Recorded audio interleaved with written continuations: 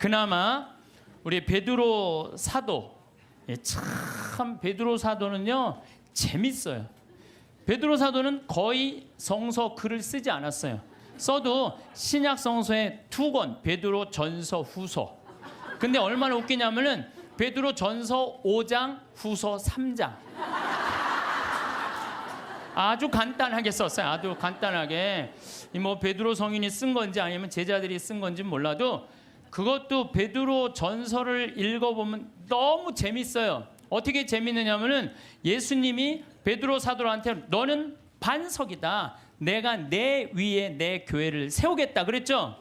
그래서 이 베드로 성인은요 돌에 대한 게 굉장히 관심이 많았던 것 같아. 지금 예수님은 죽으러 올라가는데 베드로는 국무총리 되려고 올라가는 거예요. 지금 예수님 생각하고 베드로 생각하고 완전히 달라요. 베드로는 하늘나라를 이해하지도 못했어요. 그러니까 이런 말을 하는 거예요. 아이쿠 맙소사, 주님 그런 일은 결코 일어나지 않을 것입니다. 그러니까 예수님이 바로 뭐라고 그러냐면은 사탄아 내게서 물러가라. 너는 나에게 걸림돌이다. 돌 얘기 많이 나오죠. 너는 나한테. 우리나라가 우리들이 하늘나라로 여행을 떠나려면 뭐가 있어야 된다고 그랬죠? 여권이 있어야 된다고 그랬어요. 하느님을 꽉 붙잡고 살 때 우리는 여권 발급받을 수 있습니다.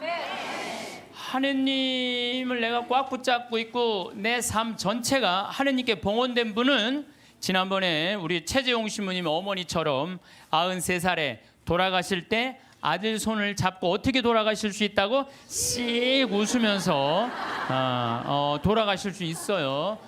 그래서 그 죽음이 아니고 새로운 삶으로 옮아가는 여정일 뿐이에요. 우리 인간은 참 죽음을 많이 두려워하는데 죽음은 결코 무서운 게 아니에요. 새로운 삶으로의 변화죠.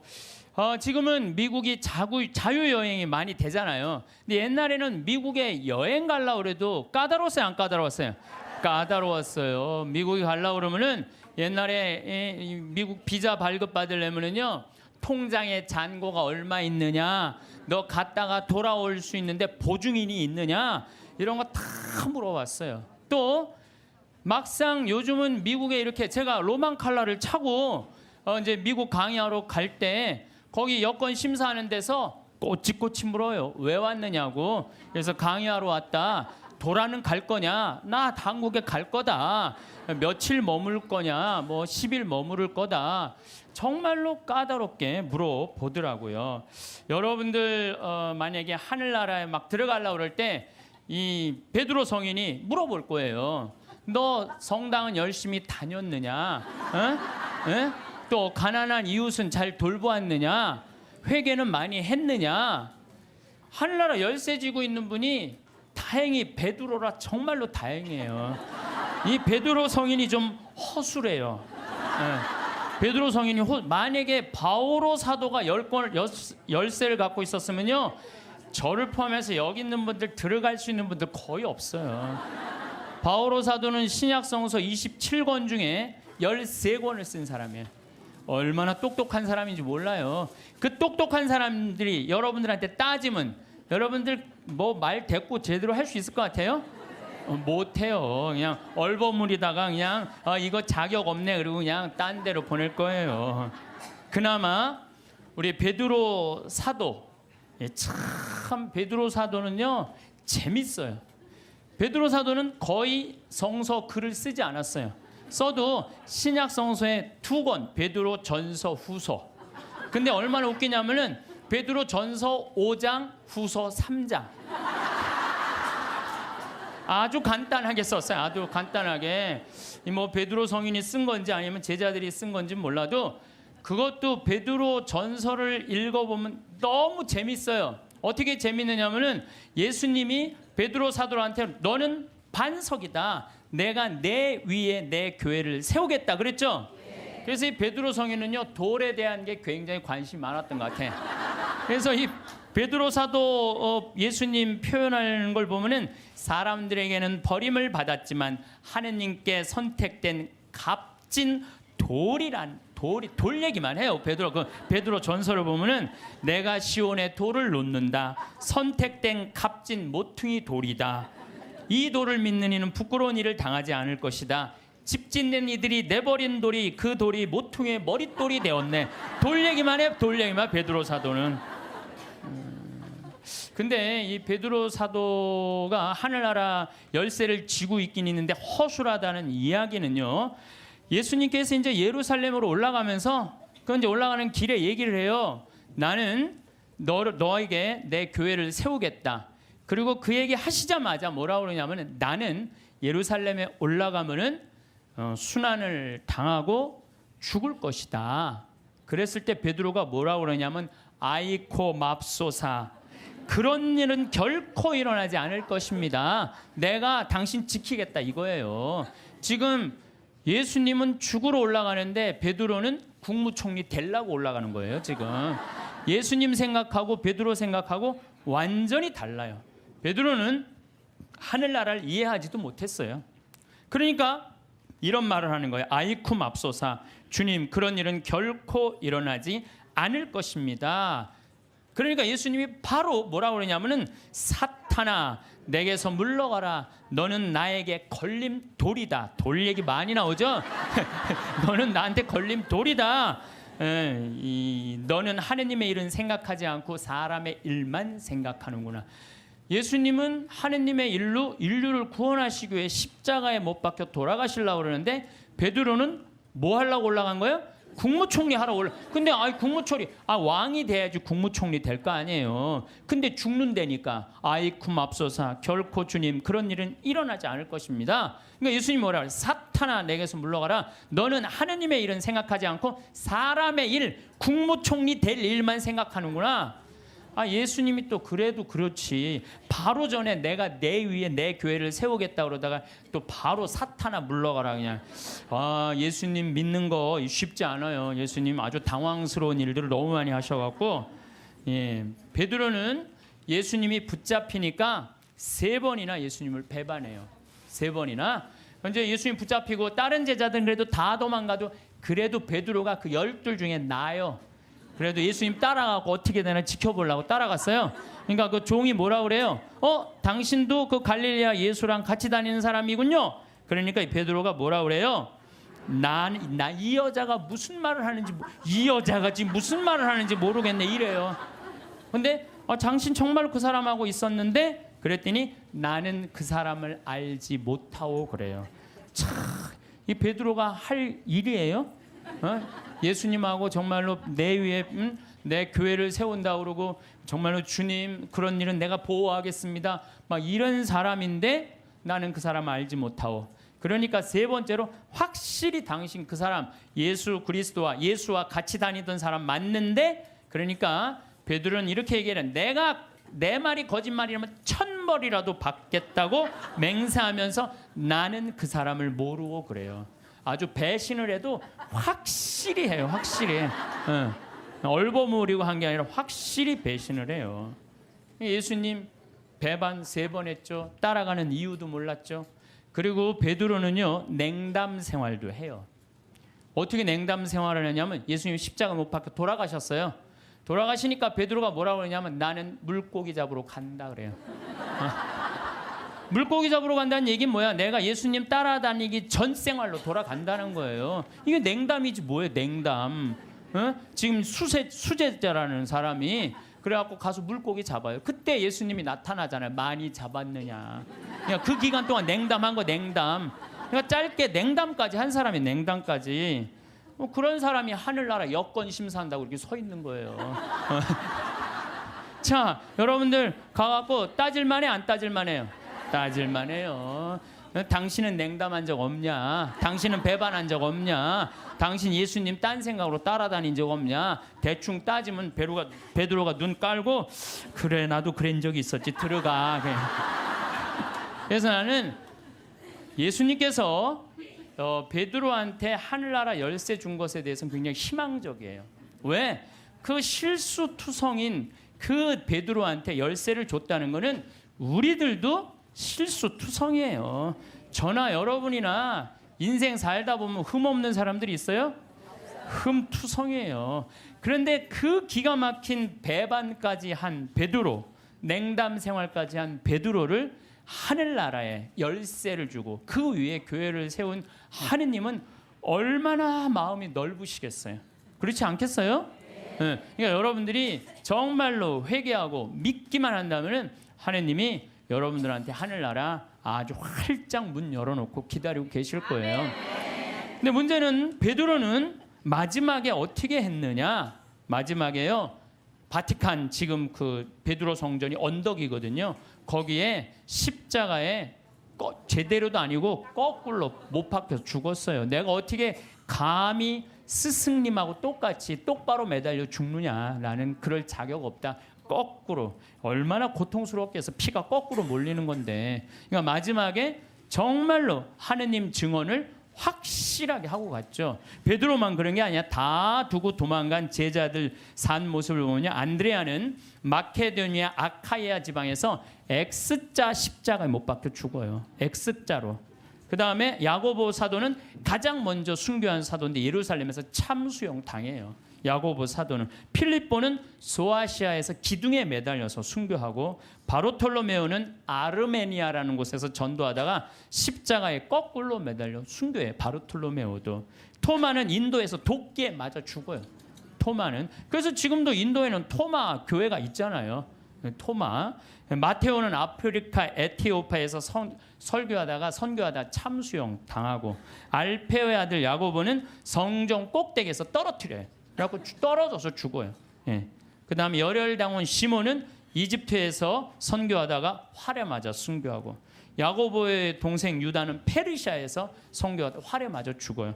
마지막 사도 마티아는 에티오피아에서 선교하다 돌에 맞아 죽어요. 그러니까 12사도가 요한 사도만 빼놓고 다 목숨 순교를 하고 죽어요. 그래서 이 사도들이 예수님 따라다니다가 배신도 하고 자기네들끼리 누가 높냐 싸우기도 하고 뭐 어쨌든 속을 많이 썩였지만 마지막은 어떻게 죽었어요? 은총지휘 속에 죽었다는 얘기예요. 은총지휘 속에 하느님을 증거하다가 마지막에 죽었다는 거예요. 그래서 여러분들도 죽을 때 가장 잘 죽는 게 중요해요.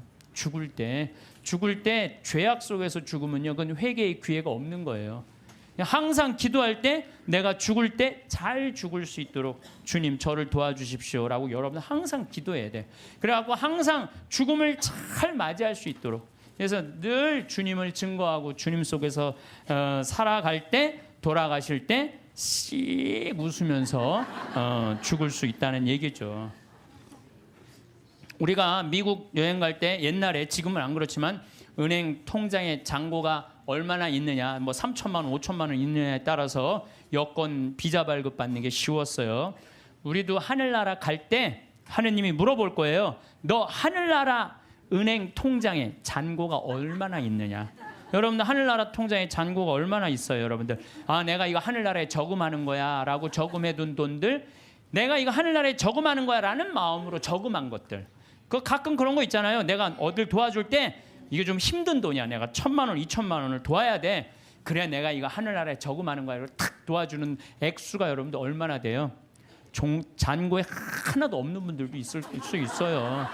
날 위해서 쓰다 보니까 하늘나라에는 하나도 안 쌓아놓을 수가 있어요. 마태복음 25장 보면은 이 마지막 날 최후의 심판 때 한쪽 오른쪽, 양들은 오른쪽으로, 염소는 왼쪽으로 갈라요. 그리고 예수님이 이렇게 말해요. 너희들은 내가 굶주렸을 때 먹을 것을 주었고, 목말랐을 때 마실 것을 주었고, 나그네 되었을 때 따뜻하게 맞아 주었고, 헐벗었을 때 입을 것을 주었고, 병들었을 때 돌보아 주었고, 감옥에 갇혔을 때 찾아 주었다. 그러니까 오른쪽에 있는 양들이 그래. 언제 내가 그랬어요? 내 이웃 하나한테 해준 것이 곧 나에게 해준 것이다. 기가 막힌 말이죠. 우리 동학사상 1800년에 마지막에 그 동학사상 할 때 인내천 사상이라고 있죠. 사람 안에는 하늘이 있다. 우리 안에는 전부 다 하늘이 들어있다. 예수님은요, 우리를 다 당신의 분신으로 생각했던 거야. 여기 있는 분들 전부 다 누구 분신이야? 예수님 분신이에요. 내가 언제 당신 목말랐을 때, 굶주렸을 때, 헐벗었을 때, 병들었을 때 언제 돌봐줬느냐? 내 이웃한테 해준 것이 곧 나에게 해준 것이다. 그러니까 여러분들 정말 병들고 정말 아프고 헐벗고 가난한 이웃에게 해주는 건 곧 누구한테 해주는 거예요? 이거 통장 잔고 많은 거예요, 적은 거예요? 많은 분들이에요. 근데 왼쪽에 있는 염소들한테는 뭐라 그래? 너희는 내가 헐벗었을 때, 목말랐을 때, 굶주렸을 때, 병들었을 때, 감옥에 갔을 때 한 번도 찾아온 적이 없다. 내가 언제 주님인 줄 알았으면 우리가 찾아갔는데 언제 주님께서 그러셨느냐고. 내 이웃에게 해주지 않은 것이 곧 내게 해주지 않은 것이다. 여기 계신 분들 가운데 무료 급식에 참여하시는 분들, 감옥, 교도소 봉사하시는 분들, 병원, 내가 병원 봉사자들한테 강의 많이 다녀. 여의도 뭐 순복음병원, 여의도 교회 여의도만 나오면 순복음이 나오네. 여의도 성모병원, 강남 성모병원, 뭐 인천병원 이렇게 내 봉사자들한테 강의 많이 다녔거든요. 근데요, 병원의 봉사자들이 200명, 300명 돼요. 우리 천주교 교우들이. 이분들 다 뭐 하는 거예요? 하늘나라의 통장에 잔고가 가득 있어요. 내가 강원도 사람이잖아요. 원주에 사시는 김영문이라는 분은 원주 근처 한 38개 복지시설에 이제까지 짜장면을 몇 개를 만들어줬냐면 7만 2천 그릇을 만들어줬대. 이 사람이 부자냐? 운전기사인데 한 달에 120밖에 못 벌었대요. 근데 그 월급의 일부를 나눠서 짜장면을 자기 쉬는 날, 그래갖고 막 짜장면을 만들기 위해서 막 살림살이를 하니까 부인이 저게 딴 살림 차렸나 그럴 정도로 오해할 정도로. 그러니까 친구가 정육 좀 하는 친구는 뭐라 그래요? 야, 내가 너 그렇게 짜장면 어려운 사람들 고아원 양로원에 가서 봉사하는데 내가 고긴 내가 대주마. 심지어 문막에 있는 시각장애우들은 우리가 밀가루 봉헌하겠다. 이런 사람들이 하늘나라 통장에 잔고가 많은 사람들이에요. 반대로 엄청난 돈이 있으면서도 가난한 이웃 돌보지 않고 돈 더 많이 벌어보겠다고 벌진 아일랜드에다가 알지도 못하는 섬에다가 회사 차려서 세금 떼어먹는 사람들 많아요. 이런 사람들 세상 통장에는 잔고가 많을지 모르겠지만 하늘나라 통장에는 잔고가 하나도 없는 분들이에요. 세상 통장에 돈 많은 거 그거 아무 소용없어요. 세금 얘기 나왔으니까 대한민국 사람들이요, 한국 사람 상대로 해서 돈 벌었으면 한국에다 돈 내놔야지. 왜 돈을 빼돌려요? 여러분들 20년 전에 그리스라는 나라는 우리나라보다 훨씬 잘 살았어요. 근데 지금 그리스 쫄딱 망했어요. 내가 가보면요, 그리스 사람들이 노숙자들 엄청나게 많아요. 예. 왜 쫄딱 망했어요? 그렇게 잘 사는 나라가 부자들이요 세금 다 해외로 빼돌린 바람에 그 나라 망한 거예요. 나라가 없으면은요 돈이 아무리 많아도 소용없어요. 나라가 없으면 국민들이 돈이 없는데 그 사람 돈 벌 수 있겠어요? 나라가 잘 살아야지 부자들도 잘 사는 거예요. 세금을 내야지. 왜 떼먹어요? 왜 떼먹어? 나는 요즘 뭐 버진 아일랜드 여기다가 조세 피난처 만들어 놓고 세금 떼어먹는 사람들 이렇게 보면은 왜 루카복음 12장 16절부터 21절까지가 생각나는지 몰라. 이게 무슨 얘기 나오냐면 부자가 소출이 너무 많았어. 그랬더니 고민해요. 이 많은 소출을 어떻게 할까? 그래. 내가 창고를 헐고 더 큰 창고를 줘서 내가 거기다 소출을 다 넣고 영혼에게 말하리라. 영혼아 걱정하지 마라. 너 먹을 거 많으니까 몇 년 동안 푹 쉬어라. 그랬더니 하느님이 와서 뭐라 그래? 아니다. 네가 좀 하늘나라에서 푹 쉬어야 되겠다. 네가 오늘 죽는 날이다. 너한테는 넉넉하면서도 하느님 나라를 위해서 가난한 너는 오늘 죽는 날이다. 여러분들 돈이 아무리 많으면 뭐예요? 오늘 죽으면요 아무 소용이 없어요. 나는 창고를 져서 거기다가 쏟아넣는 그 이 부자나 버진 아일랜드에다가 그 몇백억 대고 갖다 놓고 영혼아 걱정하지 말아라. 내가 버진 아일랜드에다 내가 돈 넣어놨으니까 너 오래 살아라. 오래 살기 쉽지 않아요. 세금을 내야지 왜 세금을 안 내요? 하다못해 예수님도 세금 냈어요. 마태복음 17장 24절을 보면요, 가파르나움 갈릴레아 호수의 바로 위에 가파르나움 성전이 있어요. 그러니까 베드로한테 사람들이 물어봐요. 가파르나움 성전 사람들이 니네들 왜 성전세를 안 내냐?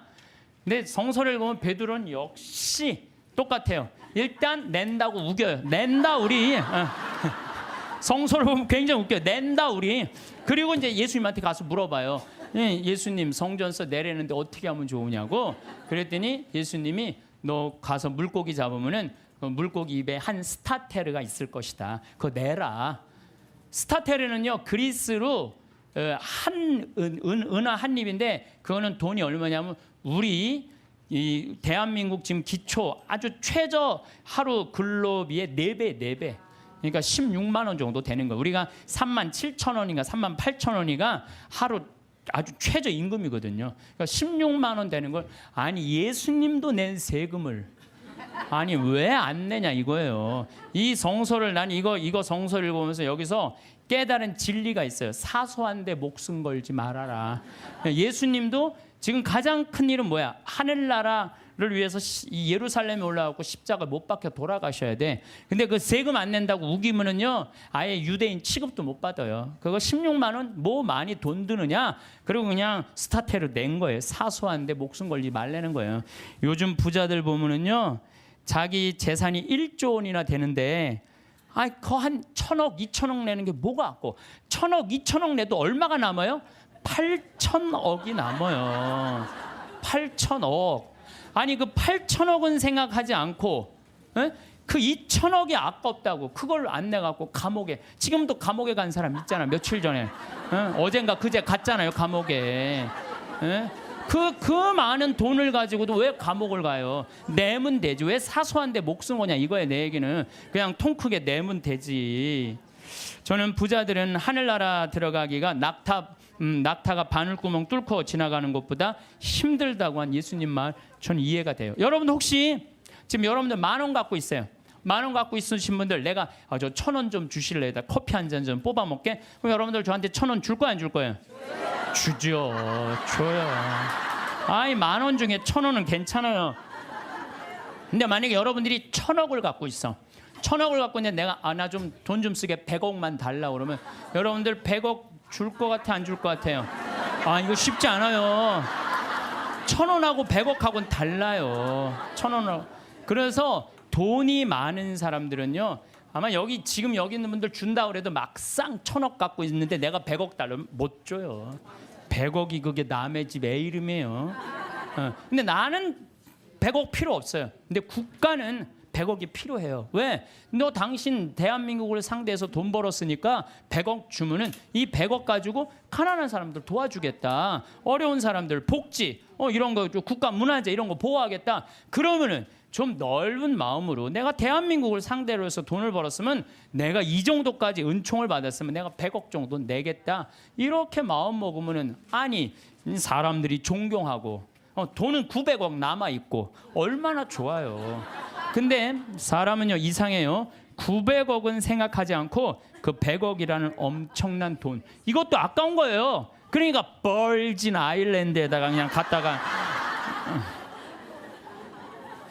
우리나라 한 달에 한 300만 원 버는 사람들이 세금을 한 36만 원, 40만 원 정도 내요. 그냥 공식적으로 국가에. 근데 한 10억 버는 사람들은 1년에 한 3억 정도 내요. 물론 부자들이 많이 내요. 일반 평범한 우리 셀러리맨보다도 많이 내요. 근데 셀러리맨들은 떼어먹을 수가 없어요. 뭐 얼마를 떼어먹냐고 그걸 떼어먹어. 다 내요. 근데 이 돈 많은 사람들은요. 하여튼 우리가 이해할 수 없는 방법, 상상도 할 수 없는 방법으로 돈을 떼어먹어. 그러다 걸려갖고 감옥에 가는 거죠. 요즘 대한민국 교육을 보면은 저는 훌륭한 인격 쌓는 교육은 안 시키고 돈 쌓는 훈련만 시키는 것 같아요. 돈 버는 것만 가르치는 거예요.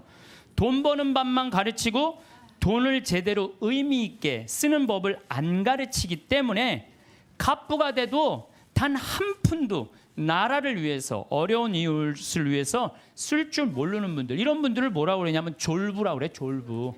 돈은 많은데 쓸 줄 모르는 사람들을 우리가 뭐라고 그래? 졸부라. 졸부.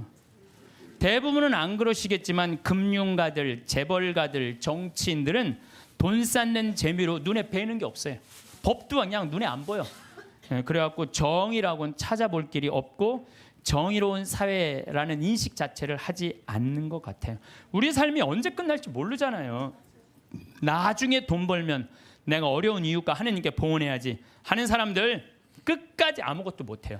나중에 돈 벌면 한다는 사람 끝까지. 나는 나중에 보자는 놈 하나도 안 무섭고 나중에 하느님한테 봉헌하겠다는 사람 하나도 안 믿어요. 내가 본당 신부할 때 정말로 잘 먹고 잘 살 때는 성당 찾아오지도 않아요.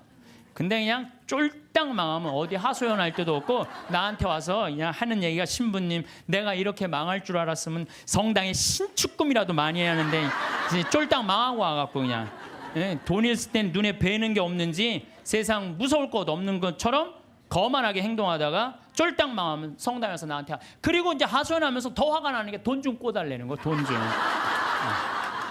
내가 돈이 어딨어요. 그리고 저는요 신념이 뭐냐면 그 달에 번 건 그 달에 다 쓰자, 이게 내 신념이에요. 그러니까 나는 누가 와서 사기 치려고 그래도 사기 당할 돈이 없어요. 그 달에 번 건 그 달에 다 쓰는데 사기 당할 돈이 어디 있어요. 여러분들 나중에 돈 벌면은 어려운 사람 돕겠다는 사람, 이 생각하는 사람 아예 머릿속에서 지우세요. 그리고 난 진짜 싫어하는 게 뭐냐면 동전 모아 어려운 이웃 돕는 문화 싫어해요. 물론 어린아이한테 동전을 모아갖고 어려운 이웃을 돕는 거 가르치는 거 좋아요.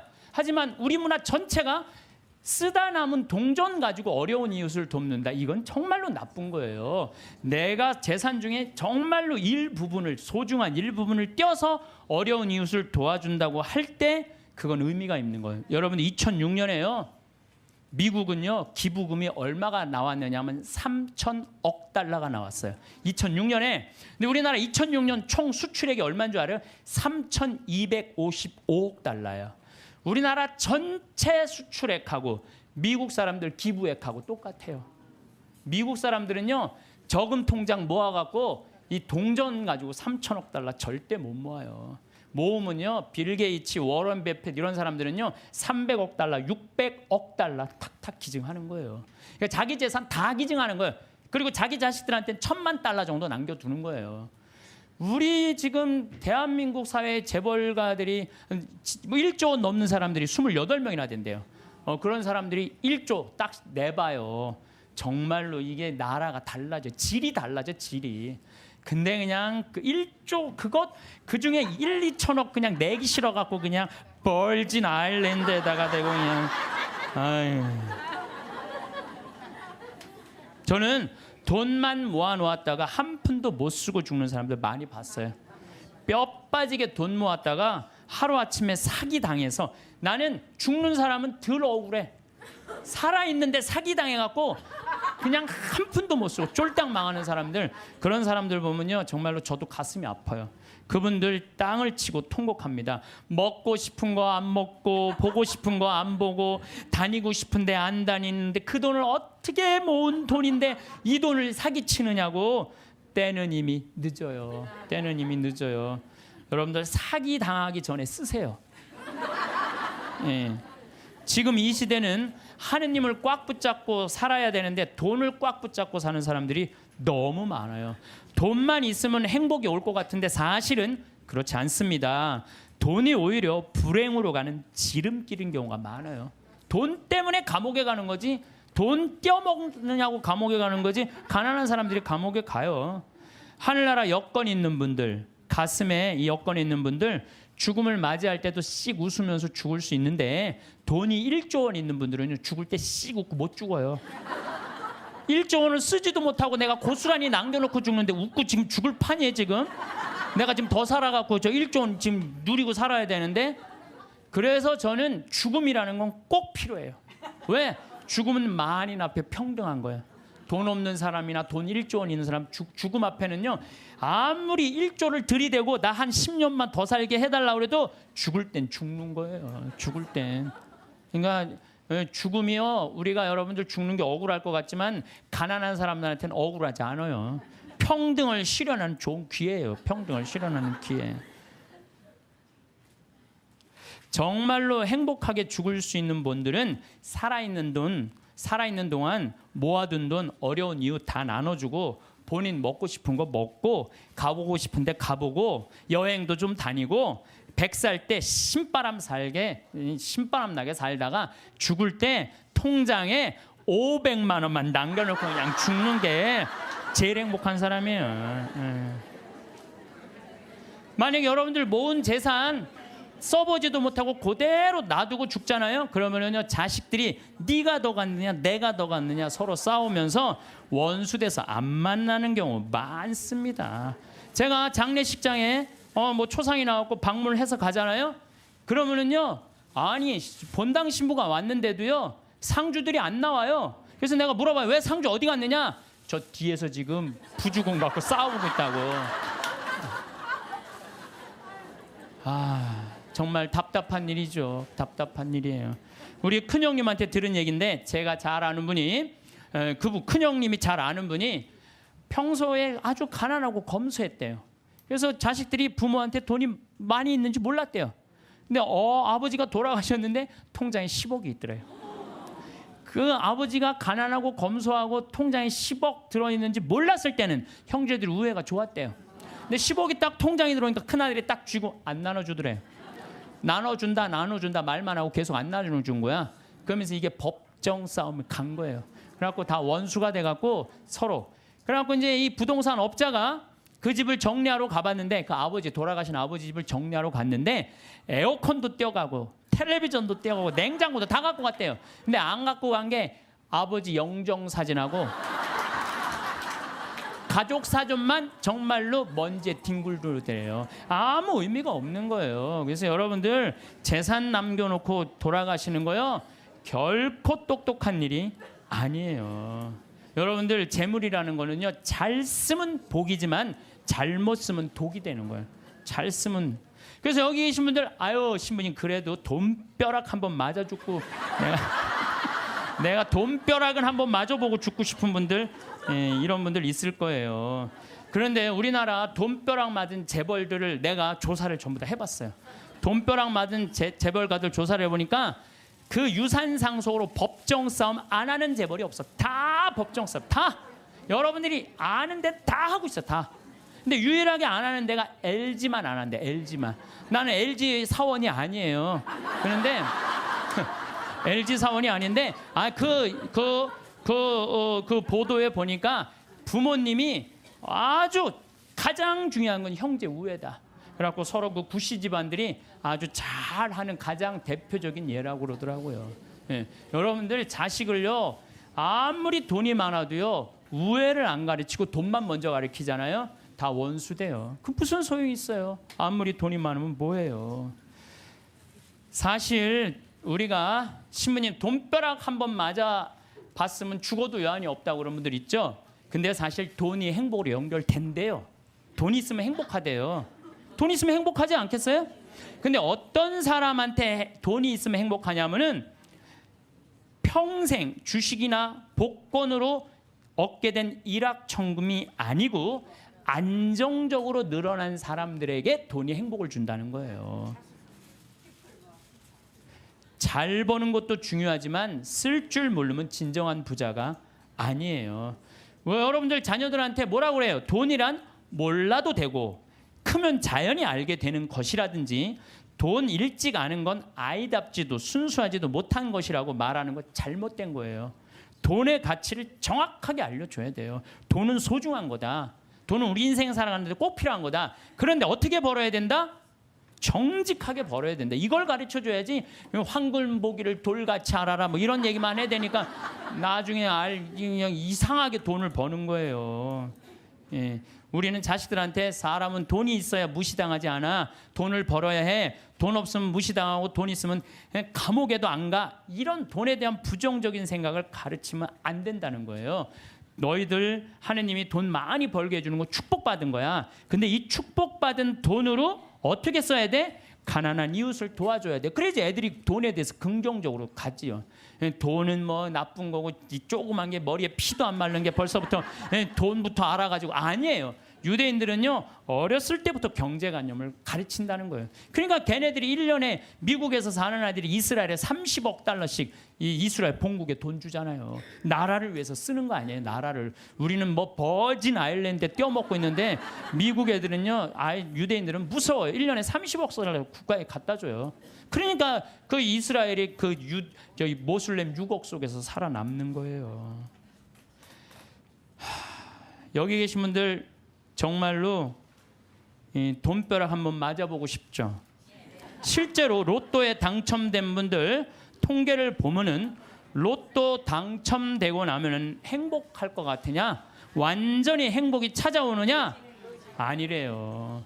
일단 로또에 당첨되면은 일이 술술 풀릴 것 같지만 갑자기 돈이 20억이 생기면요 주위에서 가만히 안 놔둔대. 사촌에 8촌 알지도 못하는 사람이 친척이라고 와갖고 돈 꿔달라 그러고 이 사람이 사업 제안하고 저 사람이 사업 제안하고 그리고 여기에 홀깃하고 저기에 홀깃해하고 다 날리고 결국은 부부끼리도 헤어지고요 애인끼리도 그냥 등 돌리고요 돈이요 사람과 사람을 이어주는 게 아니라 사람과 사람을 끊어주는 게 돈이에요. 영국에 28억 당첨된 사람이 있었어요. 새집 최고급 승용차 자녀는 호화 사립학교 보냈고 여기저기 사업 투자라는 손짓에 그냥 여기저기 사업자. 근데 그 쫄딱 망한 거예요. 그러니까 쫄딱 망하니까 같이 좋던 부인도 이혼하고 이 사람이 지금 통장에 얼마 남았냐면 10달러 남아있대. 10달러. 우리 돈으로 11,050원 정도 남아요. 11,000 한 500원 정도. 예. 돈 많으면 뭐예요? 쓸 줄 모르면 100억을 갖다 줘도요 순식간에 다 날려요. 이 로저라는 사람이 마지막 말이 이래요. 복권 당첨을 되돌아보면 독이 든 성배와 같다. 독이 든. 예. 그래서 부부는 로또 당첨되면 부부끼리 이혼하고 돈이 정직하게 벌은 사람들은요 함부로 안 써요. 얼마나 소중하게 벌은 건데 이걸 함부로 써요. 정말로 고민하고 쓰죠. 근데 순식간에 돈이 생긴 사람은요 헛헛해요. 라고 술집에 가서 날리고 뭐 바람 피고 뭐 사업하고 그러다가 원래 상태보다도 더한 상태로 돌아가는 거죠. 물론 로또 당첨되고 잘 사는 사람도 의외로 많대요. 근데 이 사람들 근데 잘 사는 사람들은 싹 감춰갖고 잘 못 찾는데요. 근데 우리나라에 400억 로또 당첨된 분이 있어요. 경찰관인데. 근데 이분은요 얼마나 멋있느냐면은 자기 학교, 모교, 경찰서, 지역에 이 35억을 딱 기증을 한 거야. 그리고 난 다음에 공부를 한 거예요. 경영 공부를 하고 그러고 난 다음에 지금 중소기업을 아주 잘 운영을 하고 있대요. 이 사람은 400억을 운영할 수 있는 그릇이 된 사람이죠. 예. 그래서 이 돈벼락 맞은 사람들이 행복하게 사는 길은 뭐냐면 나누는 거예요. 나누는 거. 예. 나누면 이 사람이 생각이 건강해져요. 근데 거기다 돈 더 벌려고 그러고 떼돈을 벌으려고 그러면은 다 날리는 거지. 2010년 5월 강원랜드에 부부가 놀러를 갔어요. 면직 사업하는. 근데 이분이 얼마를 맞았느냐면 7억 6,680만 원을 맞은 거야. 로또 잭팟 맞은 거죠. 강원랜드에서. 근데 이 집이 빚이 있었대요. 근데 이 부부가 어떻게 했느냐면 이 돈을 전부 카이스트에 다 기증한 거예요. 카이스트. 왜? 이거는 우리가 노력해서 번 돈이 아니다. 이거 빚이 있었는데도 불구하고. 이야, 난 그 부부 정말로 멋있다고 생각해요. 왜? 저는 이렇게 생각해요. 그 돈으로 이 사람이 뭐를 했을지는 잘 모르지만은 그 돈 갖고 딴 거 하는 것보다 이렇게 딱 하면 다시 본 생활에 돌아와서 성실하게 살아요. 별 일 없이 그냥 열심히 살아요. 그게 행복한 거지. 그냥 여기 이제 돈벼락 맞고 싶은 분들 맞지 마세요. 이런 분들은 대한민국에도 큰일 하신 분들이지만은 하늘나라에도 공덕 쌓아 놓으신 분들이에요. 갑자기 많은 돈이 생기면요 사람 미쳐요. 귀신이 쉬어요. 돈 귀신이 쉬어요. 예, 돈이 많다고 행복한 건 아니에요. 제가 아는 어느 분, 여기 내가 여기서 들은 얘기예요. 여기 우리 봉사자들한테 들은 얘기. 대기업 그 해외 지사 이제 지사장으로 갔대요. 근데 이쪽 기업에서 딱 와갖고 술을 들이다 저녁에 먹이고 재정 상태에 대해서 물었대요. 근데 이 사람은 술을 못 먹는 사람이래요. 근데 기업 회장들이 먹이니까 어떻게 먹고 정신이 혼란한 상태에서 제대로 대답을 못했대요. 본국으로 돌아가자마자 바로 저기 해고를 당했대요. 해고를 당하고 저기 무슨 서해안 쪽에 횟집에 처형이 이제 그 하는 횟집에 이걸 날 서빙을 하고 있는 거야. 그 기가 막힌 해외 지사장이.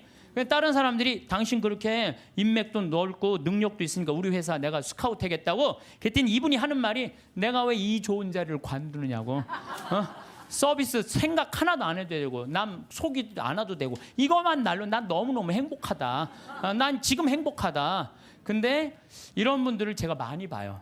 막 큰 사업할 때보다 다 정리하고 욕심을 다 끊고 사니까 너무 행복하다는 분들 저는 정말로 많이 봅니다. 지금 제 강의를 듣는 분들 가운데서도 지금 쥐고 놓지 못하는 분들 많을 거야 지금. 지금 이거를 팔을까 말까 이거를 유지할까 말까 이런 분들 무지하게 많을 거예요. 놔보세요. 놔보면요 굉장히 편안해요. 그거 대도 안 되는 공장 운영하면서 매달 그냥 뭐 월급 마친다고 여기다 돈 끌고 저기다 평화로운 날이 하루도 없는 거야. 평화로운 날이. 싹 정리해 보세요. 얼마나 마음이 편안한가. 뭘 그렇게 쥐려고 그러세요.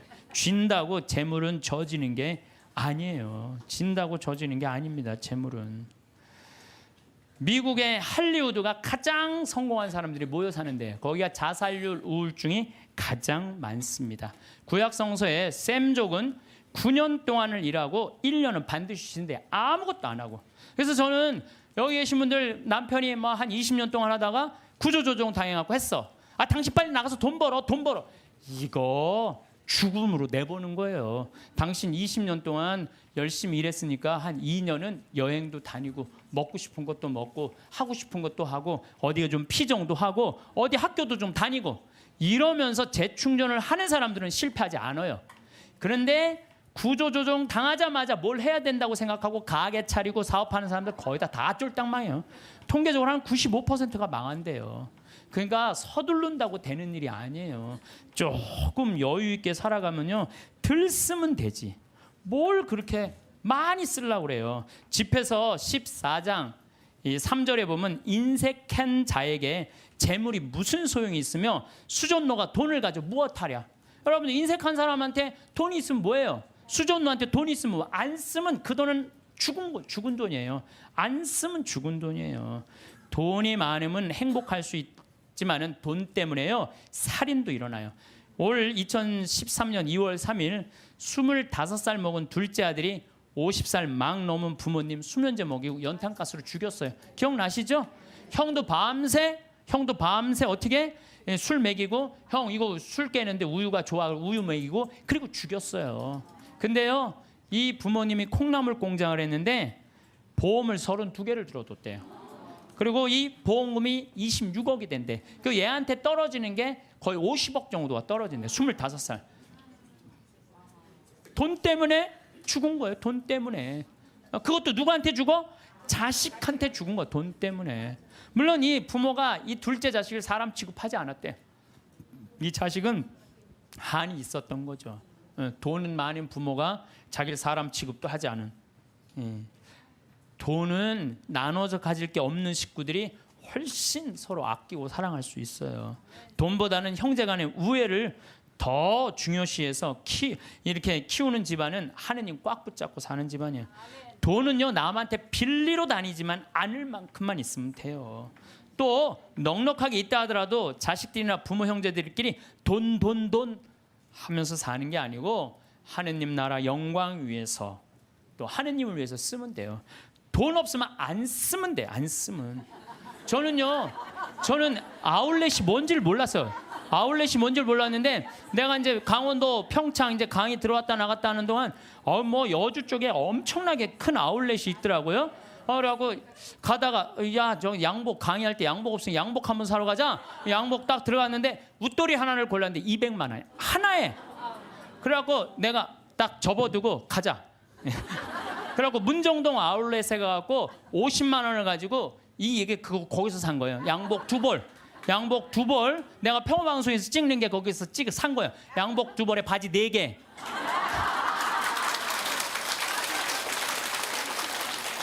돈은요 없으면 안 쓰면 돼요. 안 쓰면 돼요. 없는데 쓰려고 그러니까 고통스러운 거예요. 집에서 18장 33절에 내 지갑 속에 아무것도 없으면서 꾼 돈으로 잔치를 벌이다 거지가 되지 마라. 그것은 사실 자신의 생명을 거스르는 행동이다. 그러니까 여러분들, 돈이라는 건요, 우리가 너무 나쁘다고 생각할 필요도 없고 너무 좋다고 생각할 필요도 없어요. 내가 돈의 노예가 안 되고 돈을 내가 부리는 주인이 돼야 돼요. 오늘도 황창현 신부님의 행복특강 잘 들으셨나요? 이어서 나이 들수록 들으면 도움이 되는 지혜의 말씀을 들려드리겠습니다. 인생은 지혜롭게 살고 자기 삶은 뚜렷해야지. 착하다고 행복이 찾아오는 것은 아니다. 소중한 자신의 인생을 한 남자에게 목매달아서 자신을 괴롭히고 살 필요도 없다. 내 인생에 대하여 책임감을 가질 수 있는 자세가 필요한 것이다. 늘 안절부절하는 것은 바보스러운 짓이니 현명하게 대처해야 한다. 남자가 이러니 저러니 불평해봐야 내 인생을 책임져주는 사람은 없다. 무조건 내가 해결해야 한다. 그러니 내가 당당하게 살면 어떤 상황도 헤쳐나갈 수 있는 것이다. 지나간 잘못을 후회하며 자책하는 것은 어리석은 것이다. 후회한다는 건 실수를 저지른 자기를 미워하고 제대로 대처하지 못한 스스로를 미워하는 마음이다. 후회는 자기에 대한 또 다른 학대다. 우리는 늘 현재를 놓치며 산다. 과거를 생각하다 현재를 놓치고 미래를 걱정하느라 또 현재를 놓친다. 행복이란 어디서 뚝 떨어져 내게 오는 게 아니다. 지금 이 시간에 집중해서 최선을 다할 때 그 하루하루가 쌓여 행복한 미래가 되는 것이다. 절제라는 것은 억누른다는 뜻이 아니다. 욕구대로 이루어지지 않는 것도 삶의 진실로 받아들여야 한다는 뜻이다. 세상에 끌려다니지 마라. 세상에 끌려다니다 보면 괴로워진다. 무엇을 하느냐가 중요한 게 아니라 얼마나 자기가 만족하며 자기 힘으로 살아가느냐가 중요하다. 아무리 좋은 일이라도 상대가 원하지 않으면 그건 상대를 속박하고 괴롭게 하는 것이다. 열등감과 우월감은 뿌리가 같다. 우리는 보통 타인과 비교하면서 자신을 판단한다. 다른 사람보다 조건이 좋으면 우월감을 느끼고 다른 사람보다 조건이 나쁘면 열등감을 느낀다. 어떤 절대적인 기준이 있는 것이 아니라 누구와 비교하느냐 하는 데서 일어나는 내 마음의 문제이다. 행복으로 가는 길은 우리 마음이 바뀌지 않는 데 있는 게 아니라 마음이 바뀌는 줄 알고 그 변화에 구애받지 않는 데 있다. 좋아도 너무 들뜨지 않고 싫어도 너무 가라앉지 않아야 평온한 삶이 된다. 인간관계에서 갈등이 생길 때 문제 해결 방법은 서로 다름을 인정하고 이해를 하는 것이다. 이기심을 버려야 세상에 평화가 오는 것이 아니다. 내가 이기적이듯이 상대도 이기적일 수 있다는 것을 이해하면 갈등이 크게 줄어든다. 집착이 큰 것은 의지심 때문이다.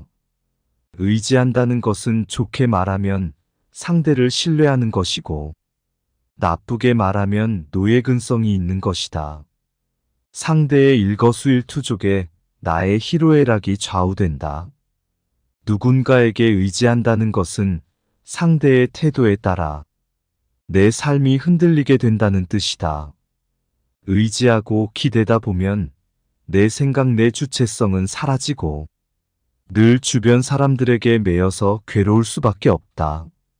사랑이라는 이름으로 서로 구속하고 의존하는 마음에서 벗어나 내 인생의 주인은 바로 나라는 마음으로 살아야 한다.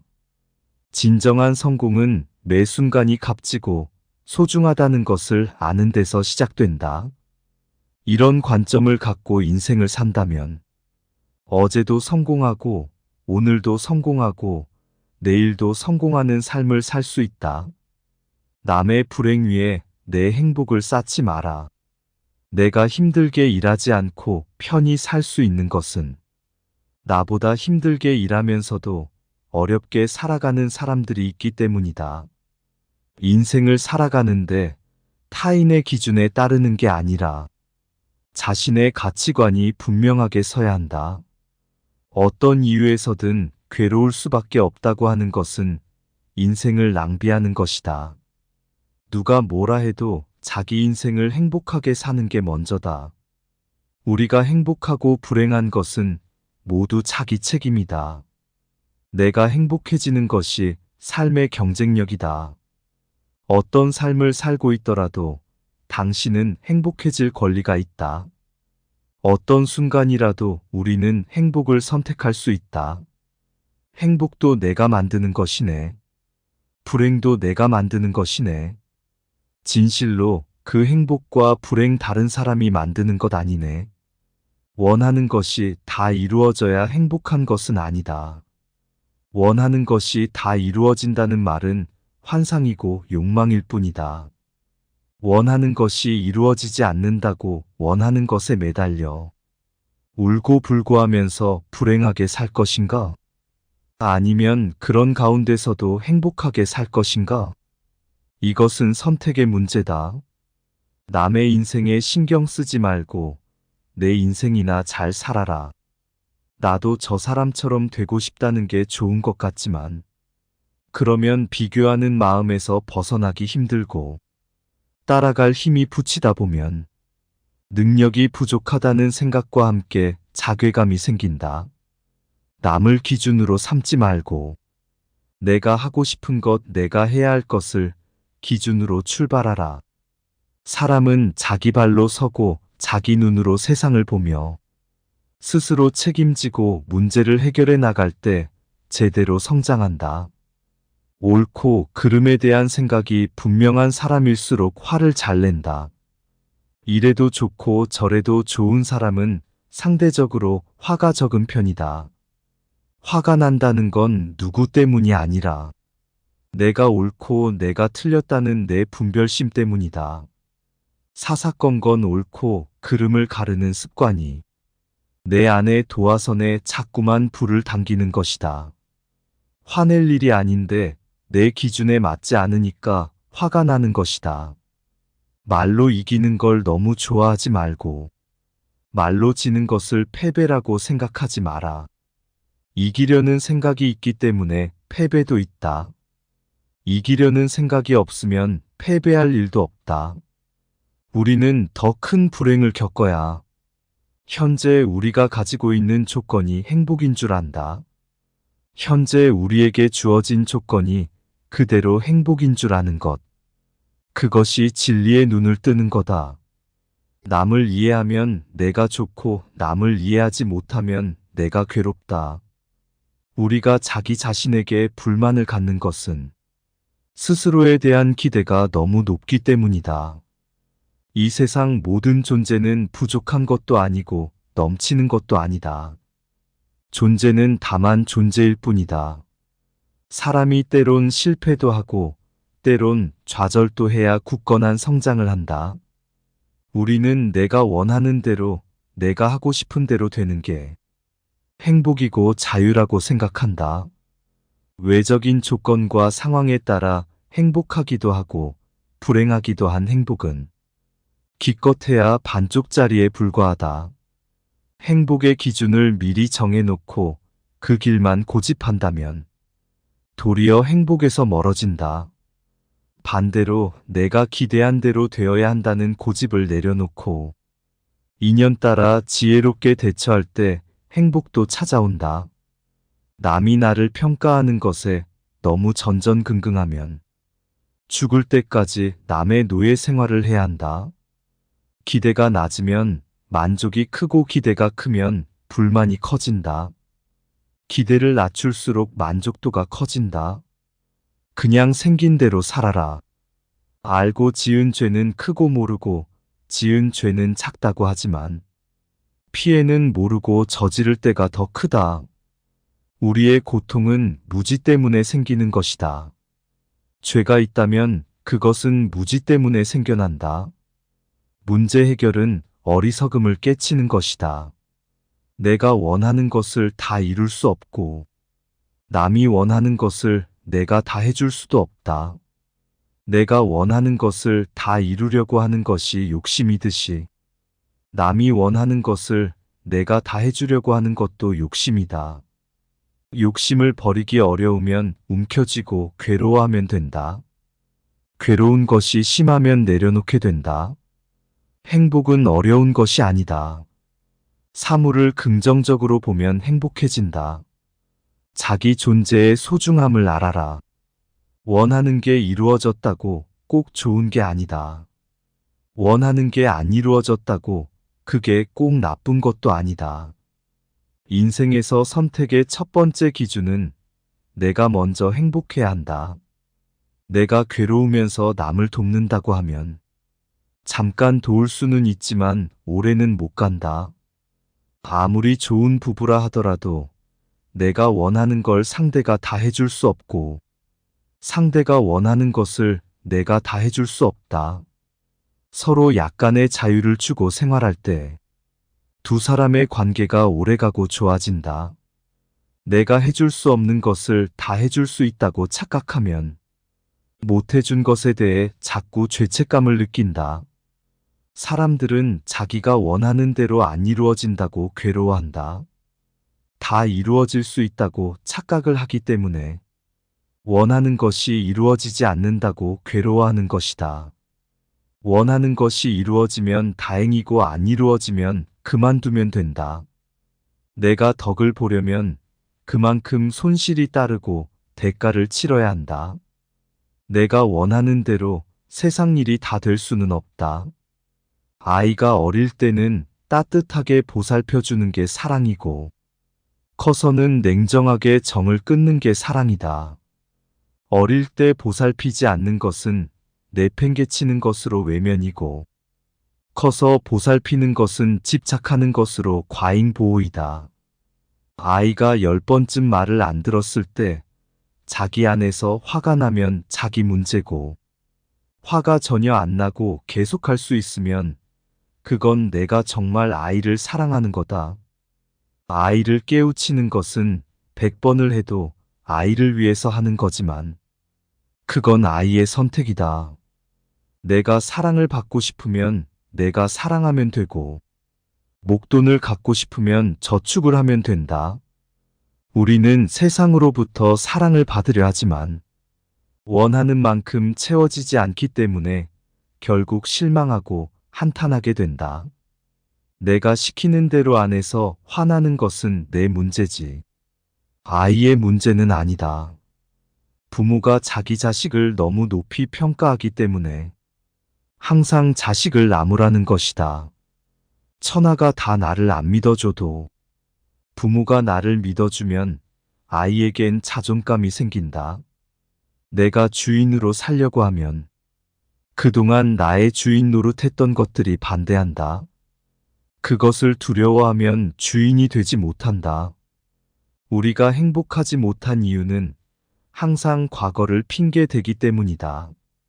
미워하지 말라가 아니라 알고 보니 미워할 일이 아니다. 용서하다가 아니라 알고 봤더니 잘못한 게 아니다 하고 알게 된다. 이것을 깨달음이라고 한다. 자기 스스로 통찰력 즉 지혜를 갖게 되면 괴로움이 사라지게 된다. We were in love, but never meant to stay. Some things are real, even when they fade.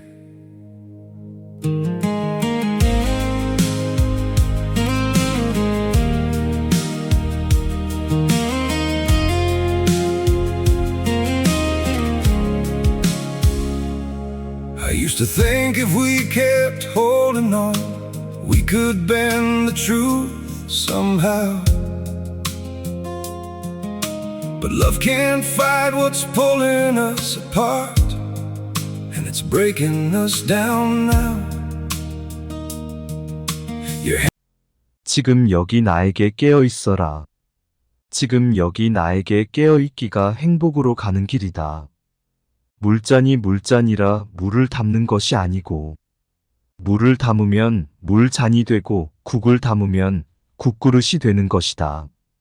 화를 알아차린다는 것은 화가 일어날 조짐을 알아차리는 것이다. 화가 날 때 몸에 약간 열이 난다거나 호흡이 가빠지는 것을 감지할 수 있어야 한다. 알아차리면 점점 알아차림의 순간이 빨라진다. 주위의 소중한 분들에게도 공유해 주시면 좋을 것 같습니다. 한 번 더 들으시면 가슴에 더욱 새겨질 것입니다. 반복 재생합니다. 우리나라가 우리들이 하늘나라로 여행을 떠나려면 뭐가 있어야 된다고 그랬죠? 여권이 있어야 된다고 그랬어요. 하느님을 꽉 붙잡고 살 때 우리는 여권 발급받을 수 있습니다. 하느님을 내가 꽉 붙잡고 있고 내 삶 전체가 하느님께 봉헌된 분은 지난번에 우리 최재용 신부님 어머니처럼 93살에 돌아가실 때 아들 손을 잡고 어떻게 돌아가실 수 있다고 씩 웃으면서 돌아가실 수 있어요. 그래서 그 죽음이 아니고 새로운 삶으로 옮아가는 여정일 뿐이에요. 우리 인간은 참 죽음을 많이 두려워하는데 죽음은 결코 무서운 게 아니에요. 새로운 삶으로의 변화죠. 지금은 미국이 자유여행이 많이 되잖아요. 근데 옛날에는 미국에 여행 가려고 그래도 까다로웠어요, 안 까다로웠어요? 까다로웠어요. 미국에 가려고 그러면은 옛날에 미국 비자 발급 받으려면은요, 통장에 잔고가 얼마 있느냐, 너 갔다가 돌아올 수 있는데 보증인이 있느냐, 이런 거 다 물어봤어요. 또 막상 요즘은 미국에 이렇게 제가 로망 칼라를 차고 이제 미국 강의하러 갈 때 거기 여권 심사하는 데서 꼬치꼬치 물어요. 왜 왔느냐고. 그래서 강의하러 왔다. 도라는 갈 거냐? 나 한국에 갈 거다. 며칠 머물 거냐? 뭐 10일 머무를 거다. 정말로 까다롭게 물어보더라고요. 여러분들 만약에 하늘나라에 막 들어가려고 그럴 때 이 베드로 성인이 물어볼 거예요. 너 성당은 열심히 다녔느냐? 또 가난한 이웃은 잘 돌보았느냐? 회개는 많이 했느냐? 하늘나라 열쇠 쥐고 있는 분이 다행히 베드로라 정말로 다행이에요. 이 베드로 성인이 좀 허술해요. 베드로 성인이 만약에 바오로 사도가 열쇠를 갖고 있었으면요, 저를 포함해서 여기 있는 분들 들어갈 수 있는 분들 거의 없어요. 바오로 사도는 신약성서 27권 중에 13권을 쓴 사람이에요. 얼마나 똑똑한 사람인지 몰라요. 그 똑똑한 사람들이 여러분들한테 따지면 여러분들 뭐 말 대꾸 제대로 할 수 있을 것 같아요? 못해요. 그냥 얼버무리다가 그냥 이거 자격 없네 그리고 그냥 딴 데로 보낼 거예요. 그나마 우리 베드로 사도, 참 베드로 사도는요 재밌어요. 베드로 사도는 거의 성서 글을 쓰지 않았어요. 써도 신약 성서에 2권, 베드로 전서, 후서. 근데 얼마나 웃기냐면은 베드로 전서 5장, 후서 3장. 아주 간단하게 썼어요. 아주 간단하게. 뭐 베드로 성인이 쓴 건지 아니면 제자들이 쓴 건지 몰라도 그것도 베드로 전서를 읽어보면 너무 재밌어요. 어떻게 재밌느냐면은 예수님이 베드로 사도한테 너는 반석이다. 내가 내 위에 내 교회를 세우겠다 그랬죠. 그래서 이 베드로 성인은요 돌에 대한 게 굉장히 관심이 많았던 것 같아요. 그래서 이 베드로 사도 예수님 표현하는 걸 보면은 사람들에게는 버림을 받았지만 하느님께 선택된 값진 돌이란 돌 얘기만 해요. 베드로 전서를 보면은 내가 시온에 돌을 놓는다. 선택된 값진 모퉁이 돌이다. 이 돌을 믿는 이는 부끄러운 일을 당하지 않을 것이다. 집 짓는 이들이 내버린 돌이 그 돌이 모퉁이의 머릿돌이 되었네. 돌 얘기만 해. 돌 얘기만 베드로 사도는. 근데 이 베드로 사도가 하늘나라 열쇠를 쥐고 있긴 있는데 허술하다는 이야기는요. 예수님께서 이제 예루살렘으로 올라가면서 그 이제 올라가는 길에 얘기를 해요. 나는 너에게 내 교회를 세우겠다. 그리고 그 얘기 하시자마자 뭐라고 그러냐면 나는 예루살렘에 올라가면은 순환을 당하고 죽을 것이다. 그랬을 때 베드로가 뭐라고 그러냐면 아이코 맙소사. 그런 일은 결코 일어나지 않을 것입니다. 내가 당신 지키겠다 이거예요. 지금 예수님은 죽으러 올라가는데 베드로는 국무총리 되려고 올라가는 거예요. 지금 예수님 생각하고 베드로 생각하고 완전히 달라요. 베드로는 하늘나라를 이해하지도 못했어요. 그러니까 이런 말을 하는 거예요. 아이쿠 맙소사. 주님, 그런 일은 결코 일어나지 않을 것입니다. 그러니까 예수님이 바로 뭐라고 그러냐면은 사탄아 내게서 물러가라. 너는 나에게 걸림돌이다. 돌 얘기 많이 나오죠? 너는 나한테 걸림돌이다. 너는 하느님의 일은 생각하지 않고 사람의 일만 생각하는구나. 예수님은 하느님의 일로 인류를 구원하시기 위해 십자가에 못 박혀 돌아가시려고 그러는데 베드로는 뭐 하려고 올라간 거예요? 국무총리 하러 올라. 근데 국무총리 왕이 돼야지 국무총리 될 거 아니에요. 근데 죽는다니까. 아이쿠 맙소사. 결코 주님 그런 일은 일어나지 않을 것입니다. 그러니까 예수님이 뭐라 그래요? 사탄아 내게서 물러가라. 너는 하느님의 일은 생각하지 않고 사람의 일, 국무총리 될 일만 생각하는구나. 예수님이 또 그래도 그렇지. 바로 전에 내가 내 위에 내 교회를 세우겠다 그러다가 또 바로 사탄아 물러가라 그냥. 예수님 믿는 거 쉽지 않아요. 예수님 아주 당황스러운 일들을 너무 많이 하셔갖고 베드로는 예수님이 붙잡히니까 3번이나 예수님을 배반해요. 3번이나. 이제 예수님 붙잡히고 다른 제자들은 그래도 다 도망가도 그래도 베드로가 그 12 중에 나아요. 그래도 예수님 따라가고 어떻게 되나 지켜보려고 따라갔어요. 그러니까 그 종이 뭐라 그래요? 당신도 그 갈릴리아 예수랑 같이 다니는 사람이군요. 그러니까 이 베드로가 뭐라 그래요? 이 여자가 무슨 말을 하는지 이 여자가 지금 무슨 말을 하는지 모르겠네 이래요. 근데 당신 정말 그 사람하고 있었는데 그랬더니 나는 그 사람을 알지 못하오 그래요. 참, 이 베드로가 할 일이에요? 예수님하고 정말로 내 위에 내 교회를 세운다 그러고 정말로 주님 그런 일은 내가 보호하겠습니다. 막 이런 사람인데 나는 그 사람 알지 못하오. 그러니까 3번째로 확실히 당신 그 사람 예수 그리스도와 예수와 같이 다니던 사람 맞는데 그러니까 베드로는 이렇게 얘기해요. 내가 내 말이 거짓말이라면 1000벌이라도 받겠다고 맹세하면서 나는 그 사람을 모르고 그래요. 아주 배신을 해도 확실히 해요. 확실히. 얼버무리고 한 게 아니라 확실히 배신을 해요. 예수님 배반 3번 했죠. 따라가는 이유도 몰랐죠. 그리고 베드로는요. 냉담 생활도 해요. 어떻게 냉담 생활을 하냐면 예수님 십자가 못 박혀 돌아가셨어요. 돌아가시니까 베드로가 뭐라고 그러냐면 나는 물고기 잡으러 간다 그래요. 물고기 잡으러 간다는 얘기는 뭐야? 내가 예수님 따라다니기 전 생활로 돌아간다는 거예요. 이게 냉담이지 뭐예요? 냉담. 지금 수제자라는 사람이 그래갖고 가서 물고기 잡아요. 그때 예수님이 나타나잖아요. 많이 잡았느냐. 그러니까 그 기간 동안 냉담한 거 냉담. 그러니까 짧게 냉담까지 한 사람이 냉담까지. 그런 사람이 하늘나라 여권 심사한다고 이렇게 서 있는 거예요. 자, 여러분들 가갖고 따질만해 안 따질만해요? 따질만해요.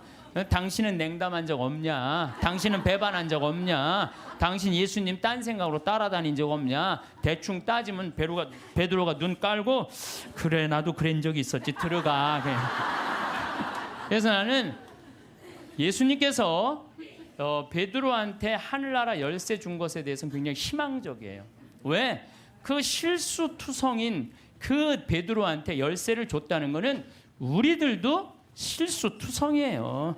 저나 여러분이나 인생 살다 보면 흠없는 사람들이 있어요? 흠투성이에요.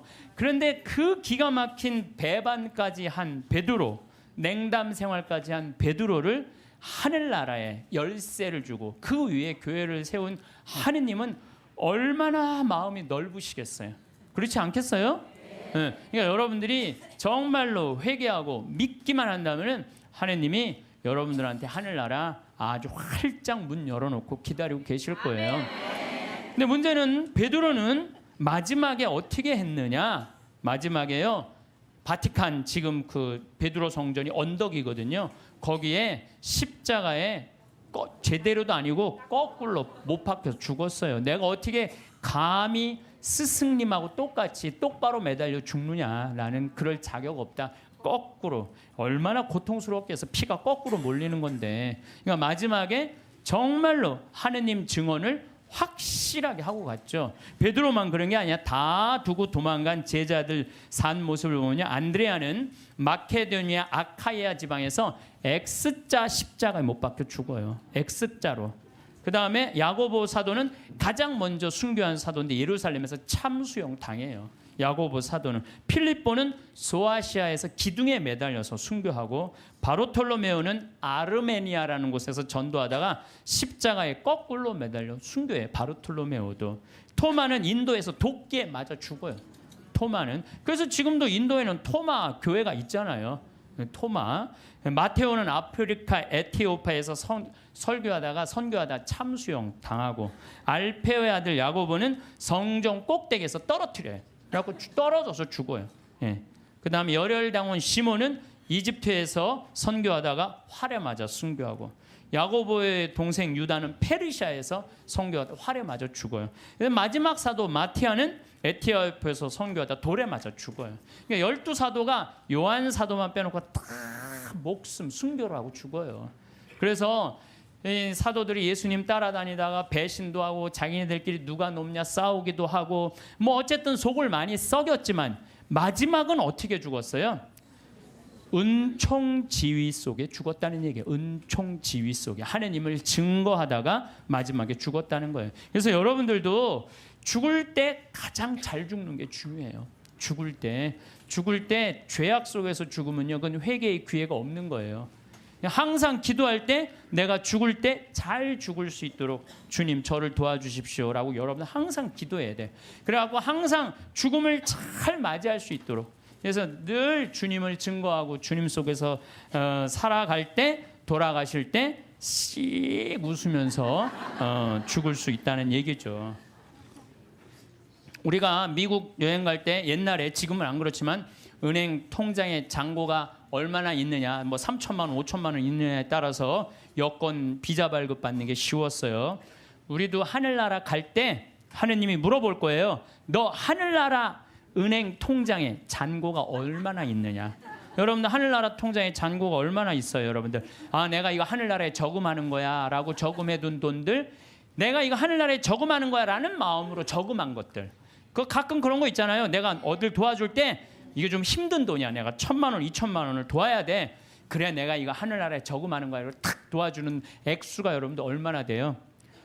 잔고에 하나도 없는 분들도 있을 수 있어요. 날 위해서 쓰다 보니까 하늘나라에는 하나도 안 쌓아놓을 수가 있어요. 마태복음 25장 보면은 이 마지막 날 최후의 심판 때 한쪽 오른쪽, 양들은 오른쪽으로, 염소는 왼쪽으로 갈라요. 그리고 예수님이 이렇게 말해요. 너희들은 내가 굶주렸을 때 먹을 것을 주었고, 목말랐을 때 마실 것을 주었고, 나그네 되었을 때 따뜻하게 맞아 주었고, 헐벗었을 때 입을 것을 주었고, 병들었을 때 돌보아 주었고, 감옥에 갇혔을 때 찾아 주었다. 그러니까 오른쪽에 있는 양들이 그래. 언제 내가 그랬어요? 내 이웃 하나한테 해준 것이 곧 나에게 해준 것이다. 기가 막힌 말이죠. 우리 동학사상 1800년에 마지막에 그 동학사상 할 때 인내천사상이라고 있죠. 사람 안에는 하늘이 있다. 우리 안에는 전부 다 하늘이 들어있다. 예수님은요, 우리를 다 당신의 분신으로 생각했던 거야. 여기 있는 분들 전부 다 누구 분신이야? 예수님 분신이에요. 내가 언제 당신 목말랐을 때, 굶주렸을 때, 헐벗었을 때, 병들었을 때 언제 돌봐줬느냐? 내 이웃한테 해준 것이 곧 나에게 해준 것이다. 그러니까 여러분들 정말로 병들고 정말 아프고 헐벗고 가난한 이웃에게 해주는 건 곧 누구한테 해주는 거예요? 이거 통장 잔고 많은 거예요, 적은 거예요? 많은 분들이에요. 근데 왼쪽에 있는 염소들한테는 뭐라 그래? 너희는 내가 헐벗었을 때, 목말랐을 때, 굶주렸을 때, 병들었을 때, 감옥에 갔을 때 한 번도 찾아온 적이 없다. 내가 언제 주님인 줄 알았으면 우리가 찾아갔는데 언제 주님께서 그러셨느냐고. 내 이웃에게 해주지 않은 것이 곧 내게 해주지 않은 것이다. 여기 계신 분들 가운데 무료 급식에 참여하시는 분들, 감옥, 교도소 봉사하시는 분들, 병원, 내가 병원 봉사자들한테 강의 많이 다녀. 여의도 뭐 순복음병원, 여의도 교회 순복, 여의도만 나오면 순복음이 나오네. 여의도 성모병원, 강남 성모병원, 뭐 인천병원 이렇게 내가 봉사자들한테 강의 많이 다녔거든요. 근데요, 병원의 봉사자들이 200명, 300명 돼요. 우리 천주교 교우들이. 이분들 다 뭐 하는 거예요? 하늘나라의 통장에 잔고가 가득 있어요. 내가 강원도 사람이잖아요. 원주에 사시는 김영문이라는 분은 원주 근처 한 38개 복지시설에 이제까지 짜장면을 몇 개를 만들어줬냐면 7만 2천 그릇을 만들어줬대. 이 사람이 부자냐? 운전기사인데 한 달에 120밖에 못 벌었대요. 근데 그 월급의 일부를 나눠서 짜장면을 자기 쉬는 날, 그래갖고 막 짜장면을 만들기 위해서 막 살림살이를 하니까 부인이 저게 딴 살림 차렸나 그럴 정도로 오해할 정도로. 그러니까 친구가, 정육 좀 하는 친구는 뭐라 그래요? 야, 내가 너 그렇게 짜장면 어려운 사람들 고아원 양로원에 가서 봉사하는데 내가 고기는 내가 대주마. 심지어 문막에 있는 시각장애우들은 우리가 밀가루 봉헌하겠다. 이런 사람들이요, 하늘나라 통장에 잔고가 많은 사람들이에요. 반대로 엄청난 돈이 있으면서도 가난한 이웃 돌보지 않고 돈 더 많이 벌어보겠다고 벌진 아일랜드에다가 알지도 못하는 섬에다가 회사 차려서 세금 떼어먹는 사람들 많아요. 이런 사람들 세상 통장에는 잔고가 많을지 모르겠지만 하늘나라 통장에는 잔고가 하나도 없는 분들이에요. 세상 통장에 돈 많은 거 그거 아무 소용없어요. 세금 얘기 나왔으니까 대한민국 사람들이요, 한국 사람 상대로 해서 돈 벌었으면 한국에다 돈 내놔야지. 왜 돈을 빼돌려요? 여러분들 20년 전에 그리스라는 나라는 우리나라보다 훨씬 잘 살았어요. 근데 지금 그리스 쫄딱 망했어요. 내가 가보면요, 그리스 사람들이 노숙자들 엄청나게 많아요. 예. 왜 쫄딱 망했어요? 그렇게 잘 사는 나라가 부자들이요 세금 다 해외로 빼돌린 바람에 그 나라 망한 거예요. 나라가 없으면은요 돈이 아무리 많아도 소용없어요. 나라가 없으면 국민들이 돈이 없는데 그 사람 돈 벌 수 있겠어요? 나라가 잘 살아야지 부자들도 잘 사는 거예요. 세금을 내야지. 왜 떼먹어요? 왜 떼먹어? 나는 요즘 뭐 버진 아일랜드 여기다가 조세 피난처 만들어 놓고 세금 떼어먹는 사람들 이렇게 보면은 왜 루카복음 12장 16절부터 21절까지가 생각나는지 몰라. 이게 무슨 얘기 나오냐면 부자가 소출이 너무 많았어. 그랬더니 고민해요. 이 많은 소출을 어떻게 할까? 아, 그래. 내가 창고를 헐고 더 큰 창고를 줘서 내가 거기다 소출을 다 넣고 영혼에게 말하리라. 영혼아, 걱정하지 마라. 너 먹을 거 많으니까 몇 년 동안 푹 쉬어라. 그랬더니 하느님이 와서 뭐라 그래? 아니다. 네가 좀 하늘나라에서 푹 쉬어야 되겠다. 네가 오늘 죽는 날이다. 너한테는 넉넉하면서도 하느님 나라를 위해서 가난한 너는 오늘 죽는 날이다. 여러분들 돈이 아무리 많으면 뭐예요? 오늘 죽으면요 아무 소용이 없어요.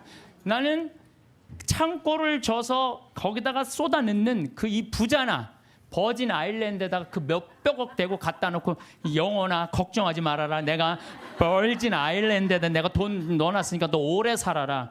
오래 살기 쉽지 않아요. 세금을 내야지 왜 세금을 안 내요? 하다못해 예수님도 세금 냈어요. 마태복음 17장 24절을 보면요, 가파르나움, 갈릴레아 호수의 바로 위에 가파르나움 성전이 있어요.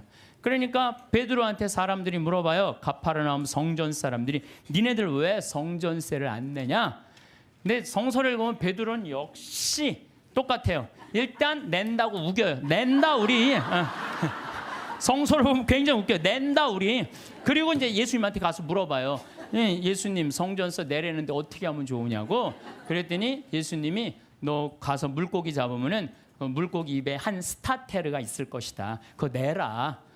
스타테르는요 그리스로 은하 한 입인데 그거는 돈이 얼마냐면 우리 이 대한민국 지금 기초 아주 최저 하루 근로비의 4배 그러니까 16만 원 정도 되는 거예요. 우리가 3만 7천 원인가 3만 8천 원이가 하루 아주 최저 임금이거든요. 그러니까 16만 원 되는 걸 아니 예수님도 낸 세금을 아니 왜 안 내냐 이거예요. 이 성서를 난 이거 성서를 보면서 여기서 깨달은 진리가 있어요. 사소한데 목숨 걸지 말아라.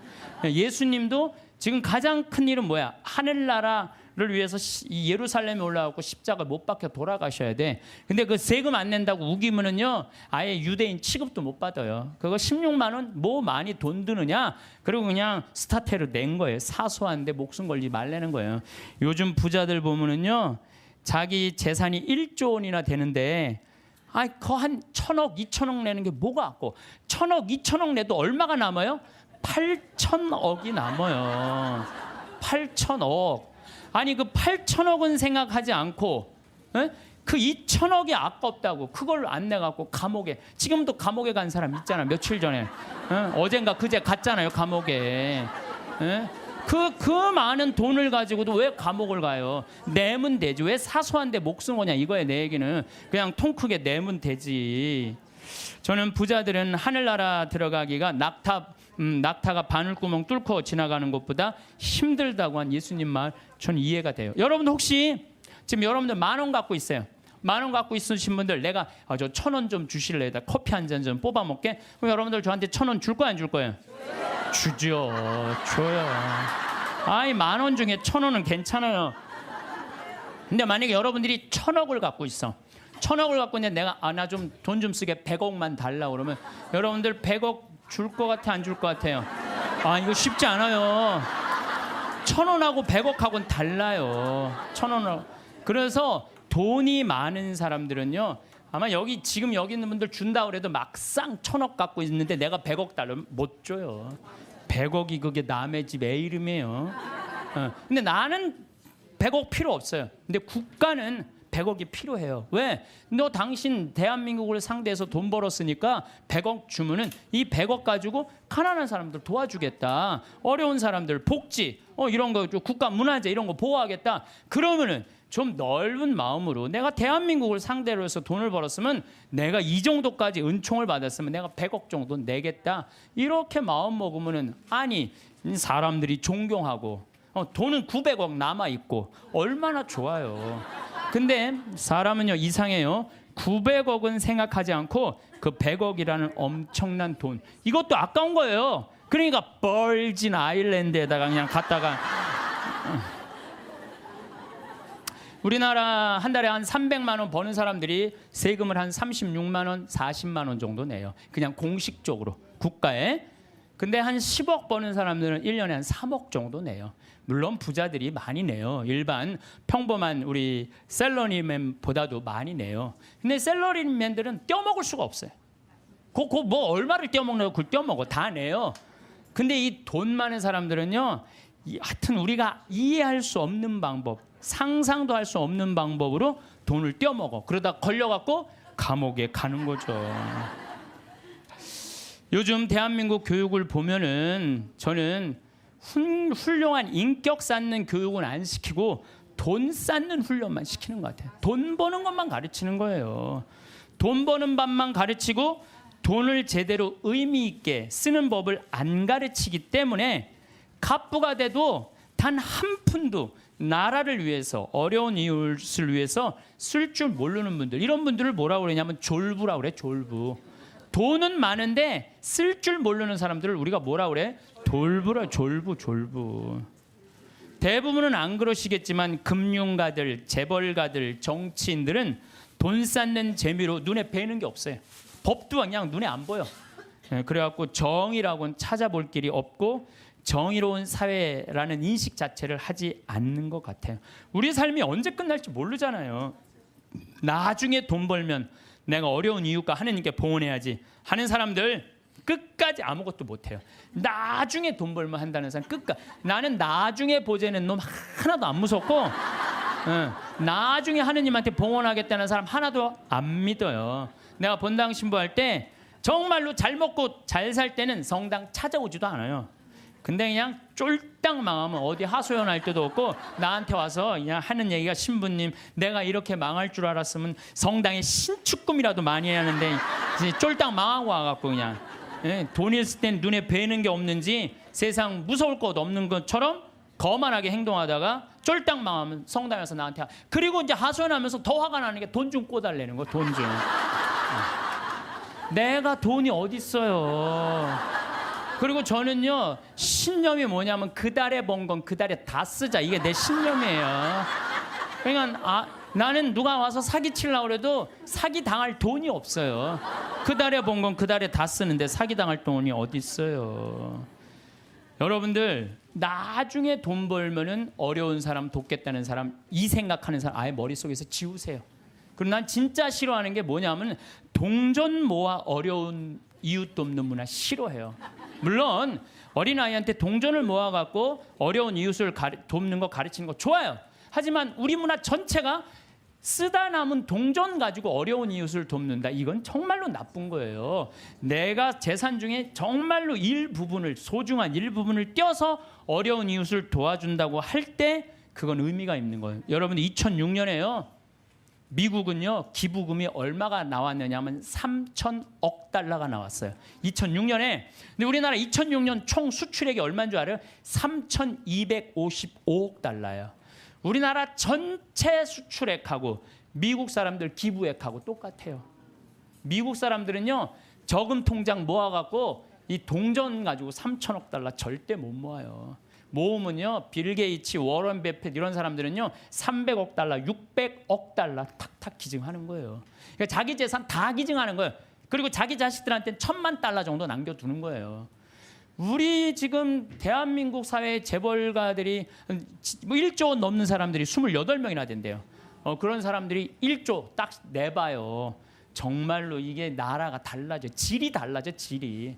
근데 그냥 그 1조 그것 그중에 1, 2천억 그냥 내기 싫어갖고 그냥 벌진 아일랜드에다가 대고 그냥 아유. 저는 돈만 모아놓았다가 한 푼도 못 쓰고 죽는 사람들 많이 봤어요. 뼈 빠지게 돈 모았다가 하루아침에 사기당해서 나는 죽는 사람은 덜 억울해. 살아있는데 사기당해갖고 그냥 한 푼도 못 쓰고 쫄딱 망하는 사람들 그런 사람들 보면요 정말로 저도 가슴이 아파요. 그분들 땅을 치고 통곡합니다. 먹고 싶은 거 안 먹고 보고 싶은 거 안 보고 다니고 싶은데 안 다니는데 그 돈을 어떻게 모은 돈인데 이 돈을 사기치느냐고. 때는 이미 늦어요. 때는 이미 늦어요. 여러분들 사기 당하기 전에 쓰세요. 예. 지금 이 시대는 하느님을 꽉 붙잡고 살아야 되는데 돈을 꽉 붙잡고 사는 사람들이 너무 많아요. 돈만 있으면 행복이 올 것 같은데 사실은 그렇지 않습니다. 돈이 오히려 불행으로 가는 지름길인 경우가 많아요. 돈 때문에 감옥에 가는 거지 돈 떼어먹느냐고 감옥에 가는 거지 가난한 사람들이 감옥에 가요. 하늘나라 여건 있는 분들 가슴에 이 여건 있는 분들 죽음을 맞이할 때도 씩 웃으면서 죽을 수 있는데 돈이 1조 원 있는 분들은 죽을 때 씩 웃고 못 죽어요. 1조 원을 쓰지도 못하고 내가 고스란히 남겨놓고 죽는데 웃고 지금 죽을 판이에요. 지금 내가 지금 더 살아갖고 저 1조 원 지금 누리고 살아야 되는데. 그래서 저는 죽음이라는 건 꼭 필요해요. 왜? 죽음은 만인 앞에 평등한 거예요. 돈 없는 사람이나 돈 1조 원 있는 사람 죽음 앞에는요 아무리 1조를 들이대고 나 한 10년만 더 살게 해달라고 해도 죽을 땐 죽는 거예요. 죽을 땐. 그러니까 죽음이요 우리가 여러분들 죽는 게 억울할 것 같지만 가난한 사람들한테는 억울하지 않아요. 평등을 실현하는 좋은 기회예요. 평등을 실현하는 기회. 정말로 행복하게 죽을 수 있는 분들은 살아있는 동안 모아둔 돈 어려운 이웃 다 나눠주고 본인 먹고 싶은 거 먹고 가보고 싶은데 가보고 여행도 좀 다니고 100살 때 신바람 나게 살다가 죽을 때 통장에 500만 원만 남겨놓고 그냥 죽는 게 제일 행복한 사람이에요. 만약에 여러분들 모은 재산 써보지도 못하고 그대로 놔두고 죽잖아요. 그러면은요 자식들이 네가 더 갔느냐 내가 더 갔느냐 서로 싸우면서 원수돼서 안 만나는 경우 많습니다. 제가 장례식장에 뭐 초상이 나왔고 방문해서 가잖아요. 그러면은요 아니 본당 신부가 왔는데도요 상주들이 안 나와요. 그래서 내가 물어봐요. 왜 상주 어디 갔느냐? 저 뒤에서 지금 부주공 갖고 싸우고 있다고. 정말 답답한 일이죠. 답답한 일이에요. 우리 큰형님한테 들은 얘기인데 제가 잘 아는 분이 큰형님이 잘 아는 분이 평소에 아주 가난하고 검소했대요. 그래서 자식들이 부모한테 돈이 많이 있는지 몰랐대요. 근데 아버지가 돌아가셨는데 통장에 10억이 있더래요. 그 아버지가 가난하고 검소하고 통장에 10억 들어있는지 몰랐을 때는 형제들이 우애가 좋았대요. 근데 10억이 딱 통장에 들어오니까 큰아들이 딱 쥐고 안 나눠주더래요. 나눠준다 말만 하고 계속 안 나눠준 거야. 그러면서 이게 법정 싸움을 간 거예요. 그래갖고 다 원수가 돼갖고 서로. 그래갖고 이제 이 부동산 업자가 그 집을 정리하러 가봤는데 그 아버지 돌아가신 아버지 집을 정리하러 갔는데 에어컨도 떼어가고 텔레비전도 떼어가고 냉장고도 다 갖고 갔대요. 근데 안 갖고 간 게 아버지 영정 사진하고 가족 사진만 정말로 먼지에 뒹굴더래요. 아무 의미가 없는 거예요. 그래서 여러분들 재산 남겨놓고 돌아가시는 거요 결코 똑똑한 일이 아니에요. 여러분들 재물이라는 거는요 잘 쓰면 복이지만 잘못 쓰면 독이 되는 거예요. 잘 쓰면. 그래서 여기 계신 분들 아유 신부님 그래도 돈벼락 한번 맞아 죽고 내가 돈벼락은 한번 맞아보고 죽고 싶은 분들 이런 분들 있을 거예요. 그런데 우리나라 돈벼락 맞은 재벌들을 내가 조사를 전부 다 해봤어요. 돈벼락 맞은 재벌가들 조사를 해보니까 그 유산 상속으로 법정 싸움 안 하는 재벌이 없어. 다 법정 싸움. 다 여러분들이 아는데 다 하고 있어. 다. 근데 유일하게 안 하는 데가 LG만 안 한대. LG만. 나는 LG 사원이 아니에요. 그런데 LG 사원이 아닌데 그 보도에 보니까 부모님이 아주 가장 중요한 건 형제 우애다. 그래갖고 서로 그 구씨 집안들이 아주 잘하는 가장 대표적인 예라고 그러더라고요. 예. 여러분들 자식을요 아무리 돈이 많아도요 우애를 안 가르치고 돈만 먼저 가르치잖아요. 다 원수돼요. 그 무슨 소용이 있어요? 아무리 돈이 많으면 뭐해요? 사실 우리가 신부님 돈벼락 한번 맞아 봤으면 죽어도 여한이 없다고 그런 분들 있죠. 근데 사실 돈이 행복으로 연결된대요. 돈이 있으면 행복하대요. 돈 있으면 행복하지 않겠어요? 근데 어떤 사람한테 돈이 있으면 행복하냐면은 평생 주식이나 복권으로 얻게 된 일확천금이 아니고 안정적으로 늘어난 사람들에게 돈이 행복을 준다는 거예요. 잘 버는 것도 중요하지만 쓸 줄 모르면 진정한 부자가 아니에요. 여러분들 자녀들한테 뭐라고 그래요? 돈이란 몰라도 되고 크면 자연히 알게 되는 것이라든지 돈 일찍 아는 건 아이답지도 순수하지도 못한 것이라고 말하는 거 잘못된 거예요. 돈의 가치를 정확하게 알려줘야 돼요. 돈은 소중한 거다. 돈은 우리 인생 살아가는데 꼭 필요한 거다. 그런데 어떻게 벌어야 된다? 정직하게 벌어야 된다. 이걸 가르쳐줘야지 황금보기를 돌같이 알아라 뭐 이런 얘기만 해야 되니까 나중에 그냥 이상하게 돈을 버는 거예요. 예. 우리는 자식들한테 사람은 돈이 있어야 무시당하지 않아. 돈을 벌어야 해. 돈 없으면 무시당하고 돈 있으면 감옥에도 안 가. 이런 돈에 대한 부정적인 생각을 가르치면 안 된다는 거예요. 너희들 하느님이 돈 많이 벌게 해주는 거 축복받은 거야. 근데 이 축복받은 돈으로 어떻게 써야 돼? 가난한 이웃을 도와줘야 돼. 그래야지 애들이 돈에 대해서 긍정적으로 가지요. 돈은 뭐 나쁜 거고 이 조그만 게 머리에 피도 안 마른 게 벌써부터 돈부터 알아가지고 아니에요. 유대인들은요 어렸을 때부터 경제관념을 가르친다는 거예요. 그러니까 걔네들이 1년에 미국에서 사는 아이들이 이스라엘에 30억 달러씩 이 이스라엘 본국에 돈 주잖아요. 나라를 위해서 쓰는 거 아니에요. 나라를. 우리는 뭐 버진 아일랜드에 떼어먹고 있는데 미국 애들은요 유대인들은 무서워요. 1년에 30억 달러 국가에 갖다 줘요. 그러니까 그 이스라엘이 저기 모슬렘 6억 속에서 살아남는 거예요. 여기 계신 분들 정말로 돈벼락 한번 맞아보고 싶죠.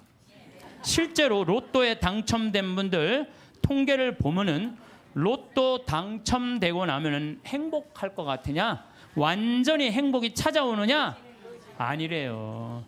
일단 로또에 당첨되면은 일이 술술 풀릴 것 같지만 갑자기 돈이 20억이 생기면요 주위에서 가만히 안 놔둔대. 사돈의 팔촌 알지도 못하는 사람이 친척이라고 와갖고 돈 꿔달라 그러고 이 사람이 사업 제안하고 저 사람이 사업 제안하고 그리고 여기에 홀깃하고 저기에 홀깃해하고 다 날리고 결국은 부부끼리도 헤어지고요. 애인끼리도 그냥 등 돌리고요. 돈이요. 사람과 사람을 이어주는 게 아니라 사람과 사람을 끊어주는 게 돈이에요. 영국에 28억 당첨된 사람이 있었어요. 새집, 최고급 승용차, 자녀는 호화 사립학교 보냈고 여기저기 사업 투자라는 손짓에 그냥 여기저기 사업들. 근데 그 쫄딱 망한 거예요. 그러니까 쫄딱 망하니까 같이 좋던 부인도 이혼하고 이 사람이 지금 통장에 얼마 남았냐면 $10 남아있대. $10. 우리 돈으로 11,050원 정도 남아요. 11,500원 정도. 예. 돈 많으면 뭐예요? 쓸 줄 모르면 100억을 갖다 줘도요. 순식간에 다 날려요. 이 로저라는 사람이 마지막 말이 이래요. 복권 당첨을 되돌아보면 독이 든 성배와 같다. 독이 든. 예. 그래서 부부는 로또 당첨되면 부부끼리 이혼하고 돈이 정직하게 벌은 사람들은요. 함부로 안 써요. 얼마나 소중하게 벌은 건데 이걸 함부로 써요.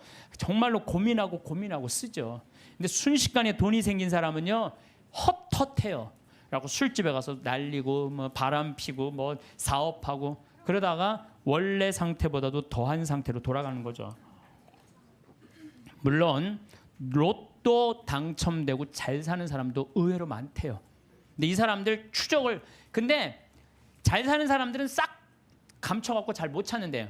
근데 우리나라에 400억 로또 당첨된 분이 있어요. 경찰관인데 근데 이분은요 얼마나 멋있느냐면은 자기 학교, 모교, 경찰서, 지역에 이 35억을 딱 기증을 한 거야. 그리고 난 다음에 공부를 한 거예요. 경영 공부를 하고 그러고 난 다음에 지금 중소기업을 아주 잘 운영을 하고 있대요. 이 사람은 400억을 운영할 수 있는 그릇이 된 사람이죠. 예. 그래서 이 돈벼락 맞은 사람들이 행복하게 사는 길은 뭐냐면 나누는 거예요. 나누는 거. 예. 나누면 이 사람의 생각이 건강해져요. 근데 거기다 돈 더 벌려고 그러고 떼돈을 벌으려고 그러면은 다 날리는 거지. 2010년 5월 강원랜드에 부부가 놀러를 갔어요. 면직 사업하는. 근데 이분이 얼마를 맞았느냐면 7억 6,680만 원을 맞은 거야. 로또 잭팟 맞은 거죠. 강원랜드에서. 근데 이 집이 빚이 있었대요. 근데 이 부부가 어떻게 했느냐면 이 돈을 전부 카이스트에 다 기증한 거예요. 카이스트. 왜? 이거는 우리가 노력해서 번 돈이 아니다. 이거 빚이 있었는데도 불구하고. 이야, 난 그 부부 정말로 멋있다고 생각해요. 왜? 저는 이렇게 생각해요. 그 돈으로 이 사람이 뭐를 했을지는 잘 모르지만은 그 돈 갖고 딴 거 하는 것보다 이렇게 딱 하면 다시 본 생활에 돌아와서 성실하게 살아요. 별 일 없이 그냥 열심히 살아요. 그게 행복한 거지. 그냥 여기 이제 돈벼락 맞고 싶은 분들 맞지 마세요. 이런 분들은 대한민국에도 큰일 하신 분들이지만은 하늘나라에도 공덕 쌓아 놓으신 분들이에요. 갑자기 많은 돈이 생기면요 사람 미쳐요. 귀신이 쉬어요. 돈 귀신이 쉬어요.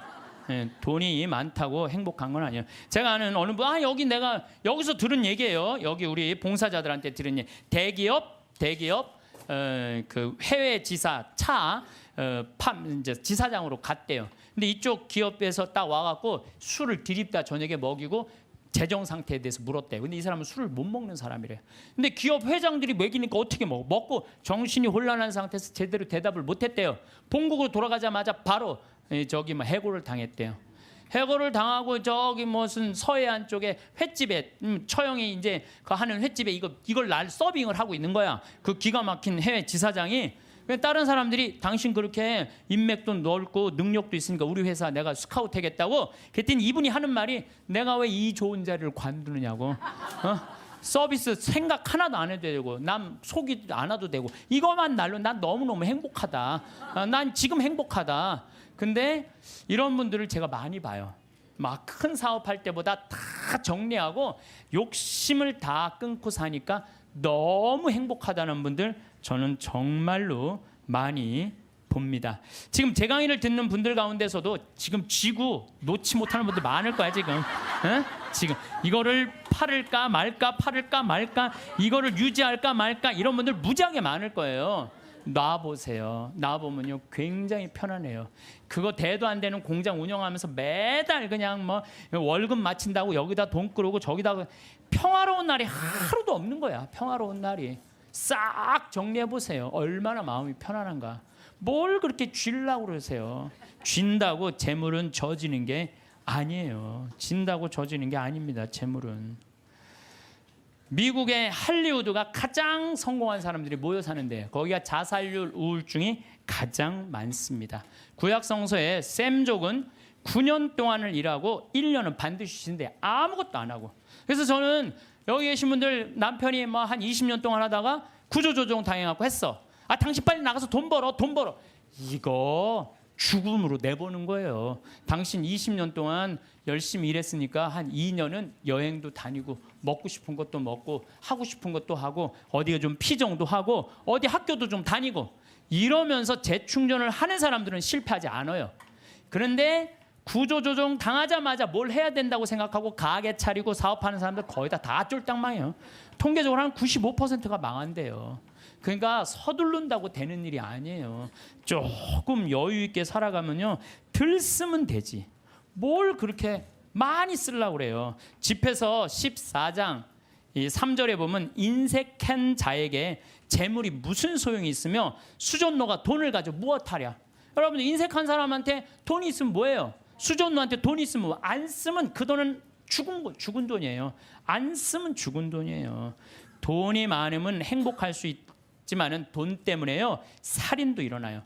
올 2013년 2월 3일 25살 먹은 둘째 아들이 50살 막 넘은 부모님 수면제 먹이고 연탄가스로 죽였어요. 기억나시죠? 형도 밤새 어떻게 술 먹이고 형 이거 술 깨는데 우유가 좋아 우유 먹이고 그리고 죽였어요. 근데요 이 부모님이 콩나물 공장을 했는데 보험을 32개를 들어뒀대요. 그리고 이 보험금이 26억이 된대. 그 얘한테 떨어지는 게 거의 50억 정도가 떨어진대. 25살. 돈 때문에 죽은 거예요. 돈 때문에. 그것도 누구한테 죽어? 자식한테 죽은 거야. 돈 때문에. 물론 이 부모가 이 둘째 자식을 사람 취급하지 않았대. 이 자식은 한이 있었던 거죠. 돈은 많은 부모가 자기를 사람 취급도 하지 않은. 돈은 나눠서 가질 게 없는 식구들이 훨씬 서로 아끼고 사랑할 수 있어요. 돈보다는 형제간의 우애를 더 중요시해서 이렇게 키우는 집안은 하느님 꽉 붙잡고 사는 집안이에요. 돈은요 남한테 빌리러 다니지만 않을 만큼만 있으면 돼요. 또 넉넉하게 있다 하더라도 자식들이나 부모 형제들끼리 돈 하면서 사는 게 아니고 하느님 나라 영광 위해서 또 하느님을 위해서 쓰면 돼요. 돈 없으면 안 쓰면 돼. 안 쓰면. 저는 아울렛이 뭔지를 몰랐어요. 아울렛이 뭔지를 몰랐는데 내가 이제 강원도 평창 이제 강의 들어왔다 나갔다 하는 동안 뭐 여주 쪽에 엄청나게 큰 아울렛이 있더라고요. 그러고 가다가 야 저 양복 강의할 때 양복 없으면 양복 한번 사러 가자. 양복 딱 들어갔는데 웃돌이 하나를 골랐는데 200만 원 하나에. 그래갖고 내가 딱 접어두고 가자. 그래갖고 문정동 아울렛에 가갖고 50만 원을 가지고 거기서 산 거예요. 양복 두 벌. 내가 평화방송에서 찍는 게 거기서 산 거예요. 양복 두 벌에 바지 4개.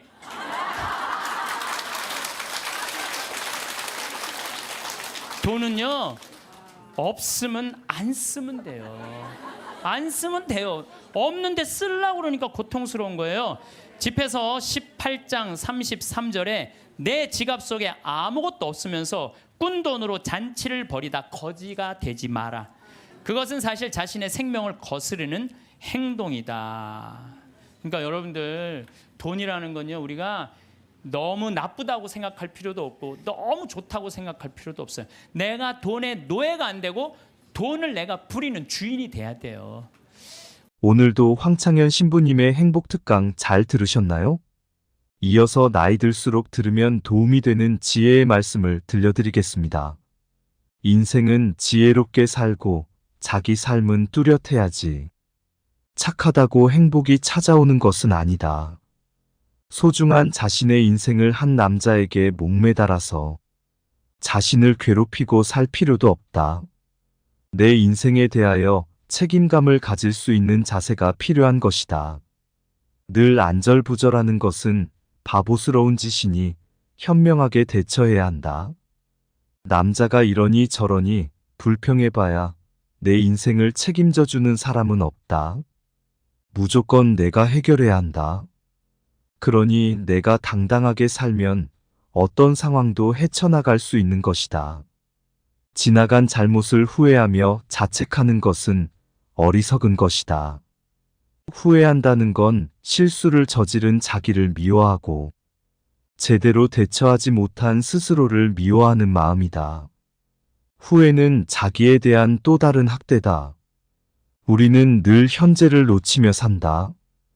과거를 생각하다 현재를 놓치고 미래를 걱정하느라 또 현재를 놓친다.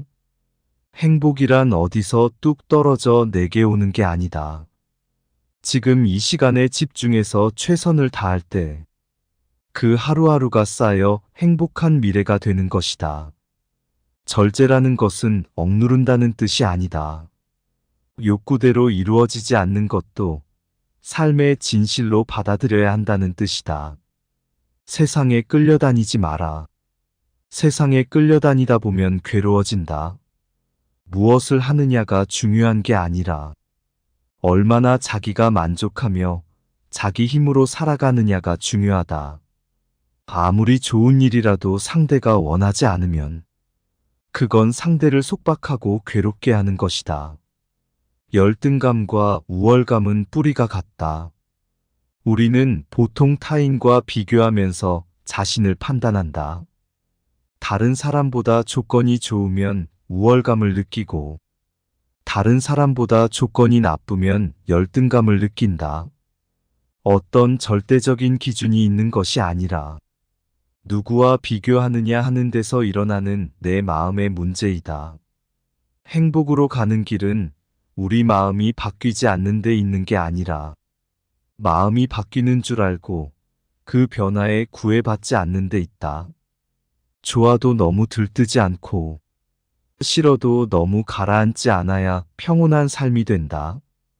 인간관계에서 갈등이 생길 때 문제 해결 방법은 서로 다름을 인정하고 이해를 하는 것이다. 이기심을 버려야 세상에 평화가 오는 것이 아니다. 내가 이기적이듯이 상대도 이기적일 수 있다는 것을 이해하면 갈등이 크게 줄어든다. 집착이 큰 것은 의지심 때문이다. 의지한다는 것은 좋게 말하면 상대를 신뢰하는 것이고 나쁘게 말하면 노예근성이 있는 것이다. 상대의 일거수일투족에 나의 희로애락이 좌우된다. 누군가에게 의지한다는 것은 상대의 태도에 따라 내 삶이 흔들리게 된다는 뜻이다.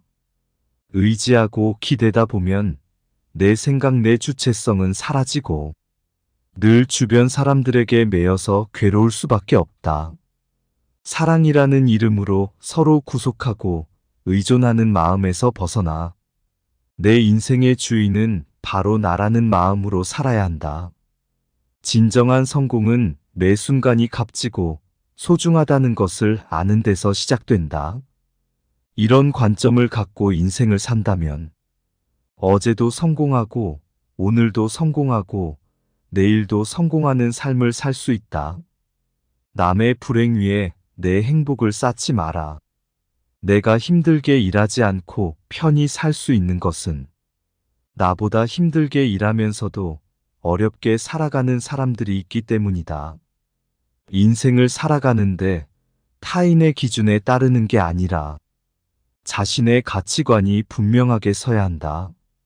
어떤 이유에서든 괴로울 수밖에 없다고 하는 것은 인생을 낭비하는 것이다. 누가 뭐라 해도 자기 인생을 행복하게 사는 게 먼저다. 우리가 행복하고 불행한 것은 모두 자기 책임이다. 내가 행복해지는 것이 삶의 경쟁력이다. 어떤 삶을 살고 있더라도 당신은 행복해질 권리가 있다. 어떤 순간이라도 우리는 행복을 선택할 수 있다. 행복도 내가 만드는 것이네. 불행도 내가 만드는 것이네. 진실로 그 행복과 불행 다른 사람이 만드는 것 아니네.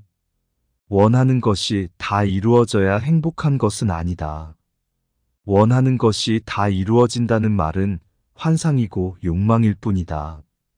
원하는 것이 이루어지지 않는다고 원하는 것에 매달려 울고 불고 하면서 불행하게 살 것인가? 아니면 그런 가운데서도 행복하게 살 것인가? 이것은 선택의 문제다. 남의 인생에 신경 쓰지 말고 내 인생이나 잘 살아라. 나도 저 사람처럼 되고 싶다는 게 좋은 것 같지만, 그러면 비교하는 마음에서 벗어나기 힘들고, 따라갈 힘이 붙이다 보면 능력이 부족하다는 생각과 함께 자괴감이 생긴다. 남을 기준으로 삼지 말고 내가 하고 싶은 것, 내가 해야 할 것을 기준으로 출발하라. 사람은 자기 발로 서고 자기 눈으로 세상을 보며 스스로 책임지고 문제를 해결해 나갈 때 제대로 성장한다. 옳고 그름에 대한 생각이 분명한 사람일수록 화를 잘 낸다. 이래도 좋고 저래도 좋은 사람은 상대적으로 화가 적은 편이다. 화가 난다는 건 누구 때문이 아니라 내가 옳고 내가 틀렸다는 내 분별심 때문이다. 사사건건 옳고 그름을 가르는 습관이 내 안의 도화선에 자꾸만 불을 당기는 것이다. 화낼 일이 아닌데 내 기준에 맞지 않으니까 화가 나는 것이다. 말로 이기는 걸 너무 좋아하지 말고 말로 지는 것을 패배라고 생각하지 마라. 이기려는 생각이 있기 때문에 패배도 있다. 이기려는 생각이 없으면 패배할 일도 없다. 우리는 더 큰 불행을 겪어야 현재 우리가 가지고 있는 조건이 행복인 줄 안다. 현재 우리에게 주어진 조건이 그대로 행복인 줄 아는 것. 그것이 진리의 눈을 뜨는 거다. 남을 이해하면 내가 좋고 남을 이해하지 못하면 내가 괴롭다. 우리가 자기 자신에게 불만을 갖는 것은 스스로에 대한 기대가 너무 높기 때문이다.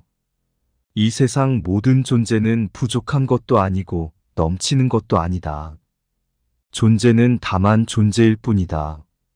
사람이 때론 실패도 하고 때론 좌절도 해야 굳건한 성장을 한다. 우리는 내가 원하는 대로, 내가 하고 싶은 대로 되는 게 행복이고 자유라고 생각한다.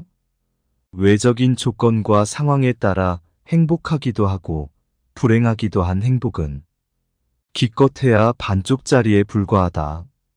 행복의 기준을 미리 정해놓고 그 길만 고집한다면 도리어 행복에서 멀어진다. 반대로 내가 기대한 대로 되어야 한다는 고집을 내려놓고 인연 따라 지혜롭게 대처할 때 행복도 찾아온다. 남이 나를 평가하는 것에 너무 전전긍긍하면 죽을 때까지 남의 노예 생활을 해야 한다. 기대가 낮으면 만족이 크고 기대가 크면 불만이 커진다. 기대를 낮출수록 만족도가 커진다. 그냥 생긴 대로 살아라.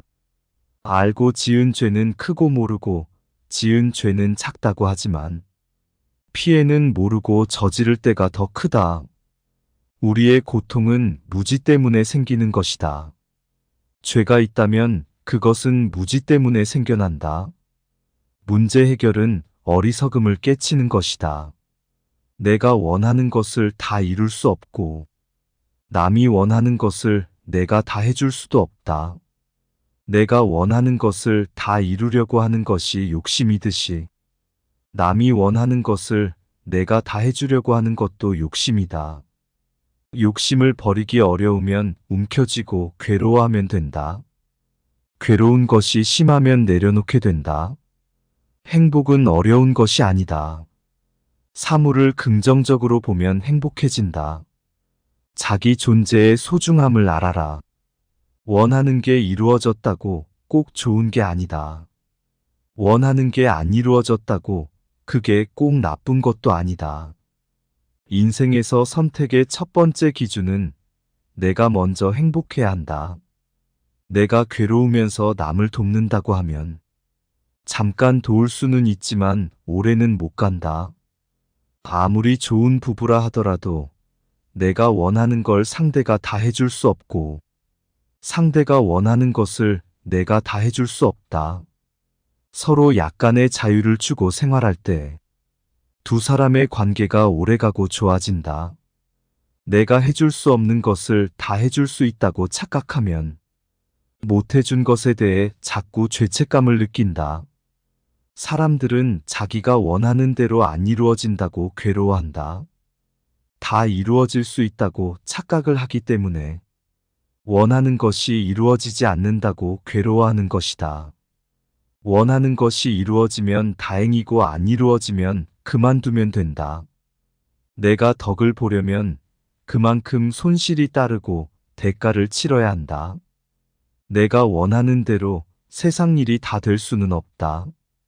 아이가 어릴 때는 따뜻하게 보살펴주는 게 사랑이고 커서는 냉정하게 정을 끊는 게 사랑이다.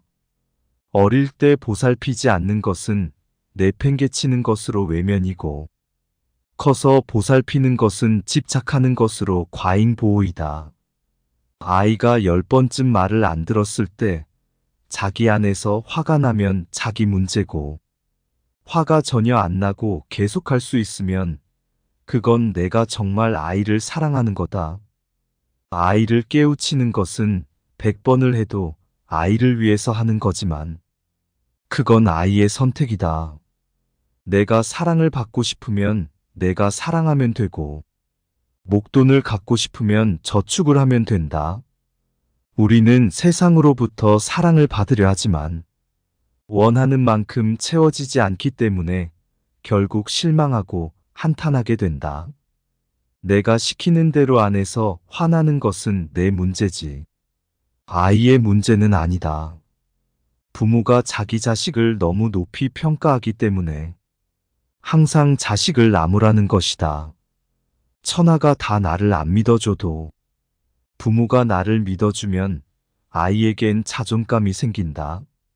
내가 주인으로 살려고 하면 그동안 나의 주인 노릇했던 것들이 반대한다.